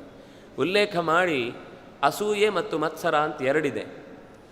ಅರ್ಜುನನಿಗೆ ಇದ್ದದ್ದು ಅಂಥದ್ದನ್ನು ಕಲೀಲಿಲ್ಲ ಅಲ್ವಾ ಅನ್ನುವ ಖೇದ ಅಷ್ಟೇ ಹೊರತು ಅವನು ಕಲ್ತು ಬಿಟ್ನಲ್ವಾ ಅನ್ನೋದಲ್ಲ. ನಾನು ಅದನ್ನು ಕಲೀಲಿಲ್ಲ ಅಲ್ವಾ, ನನಗೆ ನೀವು ಅದನ್ನು ಹೇಳ್ಕೊಡ್ಲಿಲ್ಲಲ್ವಾ ಅನ್ನೋದಿತ್ತು. ಇದು ಸಾತ್ವಿಕವಾದ ಸ್ಪರ್ಧೆ. ಮತ್ಸರ ಅನ್ನೋದು ಮತ್ತಃ ಸರತಿ, ನನಗಿಂತ ಮುಂದೆ ಹೋಗಿದ್ದಾನೆ, ನಾನೂ ಅಷ್ಟೇ ಹೋಗಬೇಕು ಅಂತ. ಅಸೂಯ ಅಂದರೆ, ಸೂಯ ಅಂತಂದರೆ ಪ್ರಾಣ ತೆಗೆಯುವುದು. ಯಾವಾಗ ಇನ್ನೊಬ್ಬನ ಬೆಳವಣಿಗೆ ಜಾಸ್ತಿ ಆಗ್ತಾ ಇದೆ ಅಂತ ಯೋಚಿಸಿ ಅದನ್ನು ನಾಶ ಮಾಡುವ ಯೋಚನೆ ಬರುತ್ತಲ್ವ, ಅದು ಅಸೂಯ. ಚೆನ್ನಾಗಿ ಹೊರಕ್ಕೆ ಪ್ರಸವ ಆಗ್ತಾ ಇರುತ್ತೆ ಒಂದು ಪ್ರತಿಭೆ, ಅದನ್ನು ಅಲ್ಲೇ ಕತ್ತರಿಸುವ ಯೋಚನೆ ಮಾಡಿ ನಾನು ಬೆಳಿಬೇಕು ಅನ್ನೋದಕ್ಕೋಸ್ಕರ ಅದನ್ನು ಈಗ ಸುಲಭವಾಗಿ ಹೇಳುವುದು ಅಂದರೆ, ಮಕ್ಕಳಿಗೆ ಸಾಮಾನ್ಯ ಒಂದು ಪ್ರಶ್ನೆ ಕೇಳುವುದಿರುತ್ತೆ. ಬೋರ್ಡಲ್ಲಿ ಒಂದು ಗೆರೆ ಹಾಕೋದು, ಗೆರೆ ಹಾಕಿ ಮಕ್ಕಳ ಹತ್ರ ಪ್ರಶ್ನೆ ಕೇಳೋದು, ಈ ಗೆರೆಯನ್ನು ಚಿಕ್ಕದು ಮಾಡಿ ಅಂತ. ಮಕ್ಕಳು ಬಂದ ತಕ್ಷಣ ಏನು ಮಾಡ್ತವೆ, ಅರ್ಧ ಅಳಿಸ್ತವೆ. ಆದರೆ ಯಾರಾದರೂ ಒಬ್ಬ ನಿಜವಾಗಿ ತುಂಬ ಬುದ್ಧಿವಂತ ಆಗಿದ್ದರೆ ಅವನು ಏನು ಯೋಚನೆ ಮಾಡ್ತಾನೆ ಅಂದರೆ, ಆ ಗೆರೆ ಅಳಿಸೋದಿಲ್ಲ, ಅದರ ಕೆಳಗೆ ಇನ್ನೊಂದು ದೊಡ್ಡ ಗೆರೆ ಹಾಕ್ತಾನೆ. ಆಗ ಅದು ಮೇಲಿದ್ದ ಗೆರೆ ಚಿಕ್ಕದಾಯ್ತಲ್ವ. ಇದು ಎರಡು ಥರದ ಅಸೂಯೆ ಮತ್ಸರ ಅಂತ ನಿಮಗೆ ಡಿಫರೆನ್ಸ್ ತೋರಿಸ್ಲಿಕ್ಕೆ ಆಗುವಂಥ ಉದಾಹರಣೆ. ಅಳಿಸಿ ನಾವು ಬೆಳೀತೇವೆ ಅಂತ ಅನ್ಕೋತೇವಲ್ವ, ಕಾಲು ಎಳೆದು ಬೆಳೀತೇವೆ ಅಂತ ಅಂದ್ಕೊಳ್ತೇವೆ. ಕಾಲು ಎಳೆದಾಗ ಬೀಳೋದು ನಮ್ಮ ಮೇಲೇ, ನಾವು ಬೀಳ್ತೇವೆ, ಅವನು ಬೀಳ್ತಾನೆ. ನಾವು ಪಕ್ಕದಲ್ಲಿ ಇನ್ನೊಂದು ಏಣಿ ಇಟ್ಟುಕೊಂಡು ಅವನು ಹತ್ತೋದಕ್ಕಿಂತ ಮುಂಚೆ ಹತ್ತದೇವೆ ಅಂತ ಸ್ಪರ್ಧೆ ಮಾಡ್ತೇವಲ್ಲ, ಅದು ದೋಷ ಅಲ್ಲ. ಯಾಕೆಂದರೆ ನಮ್ಮ ಪ್ರಯತ್ನ ಬೆಳಿಬೇಕು ಅಂತ ಅನ್ನೋದೇ, ಅವನು ಬೆಳೀಲಿ, ಅವನಕ್ಕಿಂತ ಹೆಚ್ಚು ಬೆಳೆಯುವ ಪ್ರಯತ್ನ ನಾನು ಹಾಕ್ತೇನೆ ಅಷ್ಟೇ. ಇದು ಮತ್ಸರ. ಆದರೆ ಅರ್ಜುನನಲ್ಲಿದ್ದದ್ದು ಮತ್ಸರ ಹೊತ್ತು ಅಸೂಯೆ ಅಲ್ಲ. ದ್ರೋಣಾಚಾರ್ಯರಿಗೆ ತಕ್ಷಣ ನೆನಪಾಗಿದ್ದು ಹೌದು, ಅವನಿಗೆ ಕಲಿಸ್ಲಿಕ್ಕಾಗಲಿಲ್ಲ ಅನ್ನೋದು. ಆದರೆ ಹಾಗಾದರೆ ಯಾಕೆ ಇವನ ಬೆರಳನ್ನು ತೆಗಿಬೇಕಾಯಿತು, ಇದು ಪ್ರಶ್ನೆ. ಎಲ್ಲರಿಗೂ ಇವತ್ತು ದೊಡ್ಡ ಪ್ರಶ್ನೆ ಅದೇ, ಏನಂದ್ರೂ ದ್ರೋಣಾಚಾರ್ಯರು ಮಾಡಿದ್ದು ಮೋಸ ಅಂತ. ಆದರೆ ಒಂದು ಮಾತಿದೆ, ಗುರುಗಳಾದವನು ಶಿಷ್ಯ ಅದನ್ನು ಹೇಗೆ ಉಪಯೋಗಿಸ್ತಾನೆ ಅಂತ ಅನ್ನೋದನ್ನು ನೋಡಿ ಅವನಿಗೆ ವಿದ್ಯೆ ಕೊಡಬೇಕು ಅಂತ. ಆವತ್ತೇ ಅವನಿಗೆ ಶಿಕ್ಷಣ ಕೊಡ್ಬೋದಿತ್ತು, ಆಗಲೂ ಕೊಡಲಿಲ್ಲ. ಯಾಕೆ ಅಂತಂದರೆ ಅವನಾಗಲೇ ಪೈಶಾಚ ವಿದ್ಯೆಗಳನ್ನೆಲ್ಲ ಕಲಿತು ಬಂದಿದ್ದ. ಪಿಶಾಚಗಳನ್ನು ವಶಪಡಿಸಿಕೊಂಡು ಬಾಣದಲ್ಲಿ ಪ್ರಯೋಗಿಸಿ ಅದನ್ನು ಗೆದ್ದು ಬಿಡ್ತಿದ್ದ. ದ್ರೋಣಾಚಾರ್ಯರು ಯಾಕೆ ಬಂದಿದ್ದು ಅಂದರೆ, ಗುರುಭಕ್ತಿ ಅನ್ನೋದು ಕಲಿಯುವ ಉದ್ದೇಶದಿಂದ ಹೊರತು ಕಾರ್ಯಕಾಲೆ ಕತ್ತೆ ಕಾಲು ಅಂತಿದೆಯಲ್ವ, ಹೇಗಾದರೂ ಸರಿ ಕಲಿಬೇಕು ಅಂತ ಇದ್ದದ್ದು. ಆದರೆ ಕಲಿಯುವ ವಿಷಯದಲ್ಲಿ ನಿಷ್ಠೆ ಇತ್ತು. ಯಾರಿಂದಲೇ ಆದರೂ ಒಳ್ಳೆಯ ಗುಣ ಇದ್ದಾಗ ತೆಗೆದುಕೊಳ್ಬೇಕಾದದ್ದು ಹೌದೇ. ಆದರೆ ಅದರ ಉದ್ದೇಶ ಇದ್ದದ್ದು ಅವನಿಗೆ ದೇವತೆಗಳನ್ನು ಅಸ್ತ್ರದಲ್ಲಿ ಪ್ರಯೋಗಿಸಿ ಅದರ ಮಂತ್ರದಿಂದ ನಾನು ಶತ್ರುಗಳನ್ನು ಗೆಲ್ಲಬೇಕು ಅಂತ ಯೋಚನೆ ಇತ್ತು ಅವನಿಗೆ. ಅವನ ಉದ್ದೇಶ ಇದ್ದದ್ದು ಅದು ಮುಂದೆ ನಮಗೆ ಭಾಗವತದಲ್ಲಿ ಗೊತ್ತಾಗುತ್ತೆ. ಜರಾಸಂಧನ ಜೊತೆಗೆ ಅವನು ಬೆಳೆದದ್ದು ಯಾವಾಗಲೂ. ಕೃಷ್ಣನ ಕೈಯಲ್ಲೇ ಕೊನೆಗೆ ಸತ್ತದ್ದು. ವಿಡೂರಥ ಮತ್ತು ಏಕಲವ್ಯ ಇಬ್ಬರೂ ಒಟ್ಟಿಗೆ ದ್ವಾರಾವತಿಗೆ ಹೋಗುವ ಸಂದರ್ಭದಲ್ಲಿ ಕೃಷ್ಣನನ್ನು ಎದುರಿಸಿ ಕೃಷ್ಣನನ್ನು ಕೊಲ್ಲಿಕ್ಕೆ ಬಂದ ಅವನು ಕೃಷ್ಣನ ಕೈಯಲ್ಲಿ ಹತ ಆಗ್ತಾನೆ. ಅಂದರೆ ಅವನ ಉದ್ದೇಶ ಮೊದಲಿನಿಂದಲೂ ನನ್ನ ಹತೋಟಿಯಲ್ಲಿ ನಗರದ ಜನರನ್ನು ಭಯಭೀತಗೊಳಿಸಿ ಹತೋಟಿಯಲ್ಲಿ ಇಟ್ಟುಕೊಳ್ಬೇಕು ಅಂತ ಯೋಚನೆ ಇತ್ತು. ಆ ಯೋಚನೆಯನ್ನು ದೂರದಿಂದಲೇ ಯೋಚನೆ ಮಾಡಿದ ದ್ರೋಣಾಚಾರ್ಯರು ಇವನ ಕೈಗೆ ಅಸ್ತ್ರ ಸಿಕ್ಕಿದ್ರೆ ಇವನು ಭಯೋತ್ಪಾದಕ ಆಗ್ತಾನೆ. ನಮಗೆ ಬುದ್ಧಿವಂತಿಕೆ ಮತ್ತು ನೀತಿವಂತಿಕೆ ಎರಡು ಒಟ್ಟಿಗೆ ಇರುವವರು ಬೇಕು. ಬುದ್ಧಿವಂತಿಕೆ ನೀತಿವಂತಿಕೆ ಎರಡು ಬೇರೆ ಬೇರೆ ಆದರೆ ತುಂಬ ಡೇಂಜರು. ಯಾವಾಗಲೂ ಕೂಡ ಬುದ್ಧಿಮತ್ತೆ ಮತ್ತು ಸತ್ಯ ಎರಡು ಒಟ್ಟಿಗಿದ್ರೆ ಸತ್ಯ ಗೆಲ್ಲುತ್ತೆ. ಸತ್ಯದಿಂದ ದೂರಾದ ಬುದ್ಧಿಮತ್ತೆ ಸುಳ್ಳನ್ನೇ ಗೆಲ್ಲಿಸುವುದು. ಹಾಗಾಗಿ ಲೋಕದಲ್ಲಿ ಇವನಿಗೆ ಈ ವಿದ್ಯೆ ಸಿಕ್ಕಿದರೆ ಇನ್ನಷ್ಟು ಲೋಕಕ್ಕೆ ಅಪಾಯ ಆಗುತ್ತೆ ಅಂತ ನಾ ಭಕ್ತಾಯ ಕದಾಚನ, ಯಾವತ್ತಿಗೂ ಕೂಡ ಅಂಥವರಿಗೆ ಉಪದೇಶ ಮಾಡಬಾರ್ದು. ಅಣುವಿದ್ಯೆ ಒಳ್ಳೆಯದೋ ಕೆಟ್ಟದೋ ಕೇಳಿದರೆ ಅದು ಒಳ್ಳೆಯದೂ ಅಲ್ಲ ಕೆಟ್ಟದ್ದೂ ಅಲ್ಲ. ಯಾರ ಕೈಗೆ ಹೋಗಿ ಸೇರುತ್ತೆ ಅನ್ನೋದ್ರ ಮೇಲೆ ಡಿಪೆಂಡು. ಅದು ಕೊರಿಯಾದ ಕೈಗೆ ಸೇರುತ್ತೋ ಅಥವಾ ಇನ್ಯಾವುದೋ ಪಾಪದ ಜಪಾನಿನ ಕೈಗೆ ಸೇರುತ್ತೋ ಅನ್ನೋದ್ರ ಮೇಲೆ ಡಿಪೆಂಡು. ನೀವು ಅದನ್ನು ಹೇಗೆ ಉಪಯೋಗಿಸ್ತೀರಿ ಅನ್ನೋದ್ರ ಮೇಲೆ ನಿಮ್ಮ ಸ್ವಭಾವದಿಂದಾಗಿ ಅದರ ಒಳ್ಳೆಯದು ಕೆಟ್ಟದ್ದು ಅನ್ನೋದು ಗೊತ್ತಾಗುತ್ತೆ. ಹಾಗಾಗಿ ಯೋಚನೆ ಮಾಡಿದ ದ್ರೋಣಾಚಾರ್ಯರು ಯೋಚಿಸಿದರು, ಇವನ ಕೈಗೆ ಸಿಕ್ಕಿದ್ರೆ ಇದು ಕಷ್ಟ, ಹಾಗಾದರೆ ನಿನ್ನ ಹೆಬ್ಬೆರಳನ್ನು ಕೊಡು ಅಂತ ಕೇಳಿದ. ಅದರಲ್ಲಿ ಅವನು ಯೋಚನೆ ಮಾಡಲಿಲ್ಲ, ಯಾಕೆಂದರೆ ಗುರುಗಳ ಅನುಗ್ರಹ ಆದರೆ ಏನೂ ಸಿದ್ಧಿ ಆಗುತ್ತೆ ಅಂತ ತಲೆಯಲ್ಲಿತ್ತು. ತಕ್ಷಣ ಕತ್ತರಿಸಿ ಎದುರುಗಡೆ ಕೊಟ್ಟ. ಗುರುಗಳು ಆ ಕ್ಷಣದಲ್ಲಿ ಖುಷಿಯೂ ಆಯಿತು. ಇಷ್ಟು ವಿಶ್ವಾಸದಿಂದ ಬೆರಳು ಕತ್ತರಿಸಿ ಕೊಡುವಾಗಲೂ ಹಿಂದೆ ಮುಂದೆ ಯೋಚನೆ ಮಾಡಲಿಲ್ಲ ಅವನು. ಆದ್ದರಿಂದಾಗಿ ಆದರೂ ನಿನಗೆ ಎಲ್ಲ ವಿದ್ಯೆ ಫಲಿಸತ್ತಪ್ಪ ಅಂತ ಅವನಿಗೆ ಮತ್ತೂ ಸ್ವಲ್ಪ ದಿವಸ ಅಲ್ಲಿ ಇದ್ದೇ ಹೇಳಿಕೊಟ್ಟ ಅನ್ನುವ ಮಾತು ಮುಂದೆ ಬರುತ್ತೆ. ಅಂದರೆ ಅವನಿಗೆ ಬೇಕಾದ ಜಸ್ಟ್ ಅವನು ಈ ಬೆರಳಿನಿಂದಲೇ ಯುದ್ಧ ಮಾಡುವ ಸಾಮರ್ಥ್ಯವನ್ನು ಹೊಂದಿದ್ದ. ಹೆಬ್ಬೆರಳು ಇಲ್ಲದೇ ಇದ್ದರೂ ಕೂಡ ಉಳಿದ ಬೆರಳುಗಳಿಂದಲೇ ಯುದ್ಧ ಮಾಡುವ ತಾಕತ್ತನ್ನು ಪಡೆದಿದ್ದ ಅನ್ನುವ ಮಾತು ಹೇಳ್ತಾರೆ. ಹೀಗೆ ಅವನಲ್ಲಿ ಇದ್ದ ಗುರುಭಕ್ತಿ, ಕಲಿಯುವ ನಿಷ್ಠೆ, ಛಲ ಇದೆಲ್ಲ ಸತ್ಯ. ಆದರೆ ಅದರ ಉದ್ದೇಶ ಅದು ಕೆಟ್ಟದ್ದಿತ್ತು ಅನ್ನುವ ಕಾರಣಕ್ಕೋಸ್ಕರ ದ್ರೋಣಾಚಾರ್ಯರು ಅವನ ಆ ಅಪಾಯದ ಪರಿಣಾಮವನ್ನು ಕಮ್ಮಿ ಮಾಡುವ ದೃಷ್ಟಿಯಿಂದ ಹೆಬ್ಬೆರಳನ್ನು ಕಿತ್ತುಕೊಂಡದ್ದು ಹೊರತು ಅವನ ವರ್ಗದ ದೃಷ್ಟಿಯಿಂದ ಹಾಗಿದ್ದರೆ ಕರ್ಣನಿಗೆ ಹೇಳ್ಕೊಡ್ಬೋದಿತ್ತು. ಕರ್ಣನಿಗೂ ಹೇಳ್ಕೊಡ್ಲಿಲ್ಲ. ಯಾಕೆಂದರೆ ಅವನೂ ಕಲೀಲಿಕ್ಕೆ ಬಂದದ್ದು ಜಿದ್ದಿನಿಂದ. ಅರ್ಜುನನ ಮೇಲೆ ಜಿದ್ದು ಸಾಧಿಸಬೇಕು ಅನ್ನೋ ಒಂದೇ ದೃಷ್ಟಿಯಿಂದ ಅವನು ಕಲೀಲಿಕ್ಕೆ ಬಂದದ್ದು ಹೊರತು ಇನ್ಯಾವ ದೃಷ್ಟಿಯಿಂದ ಅದನ್ನು ಇದೇ ತಪ್ಪು ಮಾತು ಹೇಳ್ತಾರೆ. ದ್ರೋಣಾಚಾರ್ಯರಿಗೆ ಅವನು ನೋಡಿದಾಗಲೇ ಗೊತ್ತಾಗಲ್ವ ಅವನು ಕ್ಷತ್ರಿಯ ಅಂತ. ಒಬ್ಬ ಗುರುವಿಗೆ ಶಿಷ್ಯ ಏನು ಅಂತ ಹೇಳಿಕೊಟ್ಟು ಬರಬೇಕಾಗಿಲ್ಲ. ಅವನು ಬರುವ ರೀತಿ, ಅವನು ಹಿಡಿಯುವ ರೀತಿ, ಅವನು ಉಪಯೋಗಿಸುವ ಪ್ರತಿಯೊಂದು ನಡೆ ನುಡಿಗಳಿಂದ ಅವನು ಏನು ಅಂತ ಅರ್ಥ ಮಾಡ್ಕೊಳ್ಬೋದು. ಗುರುವಿಗೆ ಆ ತಾಕತ್ತಿರುತ್ತೆ. ಸತ್ಯಕಾಮರ ಕಥೆಯಲ್ಲಿ ಗೊತ್ತಾಗಲ್ವಾ, ಹಾರಿತರು ಒಬ್ಬ ಹುಡುಗನನ್ನು ನೀನು ಸತ್ಯ ಹೇಳಿದ್ದಿ, ನೀನು ಬಾ ಅಪ್ಪ, ನಿನಗೆ ವೇದಶಾಸ್ತ್ರಗಳನ್ನು ಅಧ್ಯಯನ ಮಾಡಿಸ್ತೇನೆ ಅಂತ ಹೇಳಿದರು. ಹಾಗೆ ಕರ್ಣನನ್ನು ಯೋಚನೆ ಮಾಡಿದರೆ ಖಂಡಿತ ಅವರು ಕ್ಷತ್ರಿಯ ಅಂತ ಅನ್ನುವ ದೃಷ್ಟಿಯಿಂದ ಸೇರಿಸ್ಕೊಳ್ಬೋದಿತ್ತು. ಆದರೆ ಅವನ ಉದ್ದೇಶ ಇದ್ದಿದ್ದು ತುಂಬ ಜಿದ್ದು ಅನ್ನುವ ದೃಷ್ಟಿಯಿಂದಲೇ ಹೇಳಿಕೊಡಲಿಲ್ಲ. ಹಾಗಾದರೆ ದುರ್ಯೋಧನಾದಿಗಳಿಗೆ ಯಾಕೆ ಹೇಳಿಕೊಟ್ರು? ಈ ಪ್ರಶ್ನೆ ಮತ್ತೆ ಬರುತ್ತೆ. ಅದು ಭೀಷ್ಮಾಚಾರ್ಯರೇ, ಯಾಕೆಂದರೆ ಅವರಿಗೆ ಅನಿವಾರ್ಯವಾದ ಪರಿಸ್ಥಿತಿ ಇತ್ತು. ಮಗನಿಗೆ ಹಸು ತರಲಿಕ್ಕೆ ಹೋಗಿ ಒಂದು ಕಡೆ 12 ವರ್ಷ ಕಳೆದ್ರು, ಇನ್ನೊಂದು ಕಡೆ ದ್ವೇಷ ಬೆಳೆಸ್ಕೊಂಡು ಬಂದ ಮೇಲೆ ಒಂದು ಕಡೆ ಎಲ್ಲೋ ಆಶ್ರಯ ಪಡಿಬೇಕಿತ್ತು. ಆಶ್ರಯ ಕೊಟ್ಟವರಿಗೆ ಹೇಳ್ಕೊಡ್ಬೇಕಾದ ಅನಿವಾರ್ಯತೆ ಇತ್ತು. ಎಲ್ಲಿ ತನ್ನ ಶಕ್ತಿಯನ್ನು ಉಪಯೋಗಿಸಿಕೊಳ್ಬಹುದಿತ್ತು ಅಲ್ಲಿ ತಪ್ಪಿಸಿದ್ರು.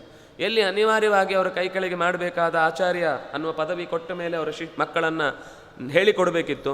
ಹಾಗೆ ದೃಷ್ಟದ್ಯುಮ್ನಿಗೆ ಹೇಳಿಕೊಡಬಾರ್ದಿತ್ತು. ಯೋಚನೆ ಅವರಿಗೆ ಆ ಸ್ವಾರ್ಥ ಇದ್ದಿದ್ದರೆ ದೃಷ್ಟದ್ಯುಮ್ನ ತನಗೆ ಸಾವಾಗಿ ಬಂದವನು ಅಂತ ಗೊತ್ತಿತ್ತು. ಅವರಿಗೆ ಗೊತ್ತಿದ್ದರೂ ಕೂಡ ಹೇಗಿದ್ದರೂ ಸಾವು ಅನ್ನೋದು ನಿಶ್ಚಯ. ಬರಲಿ, ಅವರಿಗೂ ಕೂಡ ನಾನು ಪಾಠ ಹೇಳುವ ಮೂಲಕ ವಿದ್ಯೆ ಅನ್ನೋದು ಗುರು ಕೊಡಬೇಕಾದ ಧರ್ಮ ಅನ್ನೋದನ್ನು ನಾನು ನಡೆಸಿಕೊಡ್ತೇನೆ. ಶತ್ರುವಿಗೂ ಪಾಠ ಮಾಡಿದ ಅನ್ನುವ ಕೀರ್ತಿಯಂತೂ ಇದೆ. ಹೇಗಿದ್ದರೂ ಇವನು ಯಾರ ಕಡೆಯಿಂದಾದರೂ ನನಗೆ ಸಾವಾಗಿ ಬರುವವನೇ, ನಾನೇ ಹೇಳಿಕೊಟ್ಟು ಸಾವು ತಂದುಕೊಂಡ್ರೆ ಏನು ತಪ್ಪು ಅಂತ ಯೋಚಿಸಿ ಅಲ್ಲಿ ಹೇಳಿಕೊಟ್ಟ. ಹಾಗಿದ್ರೆ ದ್ರೋಣಾಚಾರ್ಯರಿಗೆ ಸ್ವಾರ್ಥದ ದೃಷ್ಟಿಯಿಂದ ಇನ್ಯಾವುದೋ ವೈಯಕ್ತಿಕ ದ್ವೇಷ ಭಾವನೆಗಳಿಂದ ಯಾರನ್ನೂ ಕೂಡ ಕಡೆಗಣಿಸಿದ್ದಲ್ಲ ಅನ್ನೋದು ಒಟ್ಟು ಈ ಕಥೆಯಿಂದ ಗೊತ್ತಾಗುವ ಸಂಗತಿ. ಇಲ್ಲಿಂದ ಮುಂದೆ ದ್ರೌಪದಿಯ ಕಥೆ ಬರುತ್ತೆ. ಅದಕ್ಕಿಂತ ಮುಂಚೆ 2 ಕಥೆ ಇದೆ, ಹಿಡಿಂಬನ ಕಥೆ ಮತ್ತು ಬಕನ ಕಥೆ. ಬಕನ ಕಥೆಯಲ್ಲಿ ನಾವು ಚೂರು ಯೋಚನೆ ಮಾಡಬೇಕಾದ್ದಿದೆ. ಯಾಕೆ ಯೋಚನೆ ಮಾಡಬೇಕಾದ್ದು ಅಂದರೆ, ಇದೇ ಕಥೆಯನ್ನು ಜೈನರ ಕಥೆಯಲ್ಲಿ ಬಳಸಿಕೊಂಡು ಆ ರಾಕ್ಷಸನನ್ನು ಕ್ಷಮಿಸಿ ಅವನು ಒಳ್ಳೆಯವನಾದ ಅಂತ ಹೀಗೇನೋ ಮಹಾಭಾರತದ ಕಥೆಯಲ್ಲಿ ಹಿಂಸೆನೇ ಇರುವುದು, ಅದರಲ್ಲಿ ಸರಿಯಾದ ನ್ಯಾಯ ಇಲ್ಲ ಅನ್ನೋದನ್ನು ತೋರ್ಪಡಿಸುವ ರೀತಿಯ ಕಥೆಯ ಬದಲಾವಣೆಗಳನ್ನು ನಾವು ಲೋಕದಲ್ಲಿ ಇವತ್ತೆಲ್ಲ ಟೆಕ್ಸ್ಟ್ ಬುಕ್ಗಳಲ್ಲಿ ನೋಡ್ತೇವೆ. ಮಕ್ಕಳು ಯೋಚನೆ ಮಾಡ್ತಾರೆ, ಓ ಕರೆಕ್ಟ್ ಅಲ್ವಾ, ಇದೇ ಕರೆಕ್ಟ್, ಮಹಾಭಾರತದಲ್ಲಿ ಭೀಮನೇ ಮಾಡಿದ್ದು ತಪ್ಪು, ದುಡುಕಿದ, ಕೊಂದ, ರಾಕ್ಷಸ ಆದರೂ ಕೂಡ ಅವನಲ್ಲೊಂದು ಮನುಷ್ಯತ್ವ ಇರಲ್ವಾ, ಅವನನ್ನು ಕೊಲ್ಲಬಾರ್ದಿತ್ತಲ್ವಾ ಅಂತ ಹೀಗೆಲ್ಲ ವಾದ ಮಾಡುವುದಿರುತ್ತೆ ಇವತ್ತು. ಅದರಿಂದಾಗಿ ಆ 3-4 ಕಥೆಗಳನ್ನು ನಾಳೆ ದಿವಸ ಸೇರಿದಾಗ ನೋಡೋಣ ಅಂತ ಹೇಳ್ತಾ, ಕಾಯೇನ ವಾಚ ಮನಸ ಇಂದ್ರಿಯೈರ್ವ ಬುದ್ಧಿಯ ಆತ್ಮನಾವ ಅನುಸೃತ ಸ್ವಭಾವ ಕರೋಮಿ ಯದ್ಯತ್ ಸಕಲಂ ಪರಸ್ಮೈ ನಾರಾಯಣಾಯೇತಿ ಸಮರ್ಪಯಾಮಿ. ಕೃಷ್ಣಾರ್ಪಣಮಸ್ತು.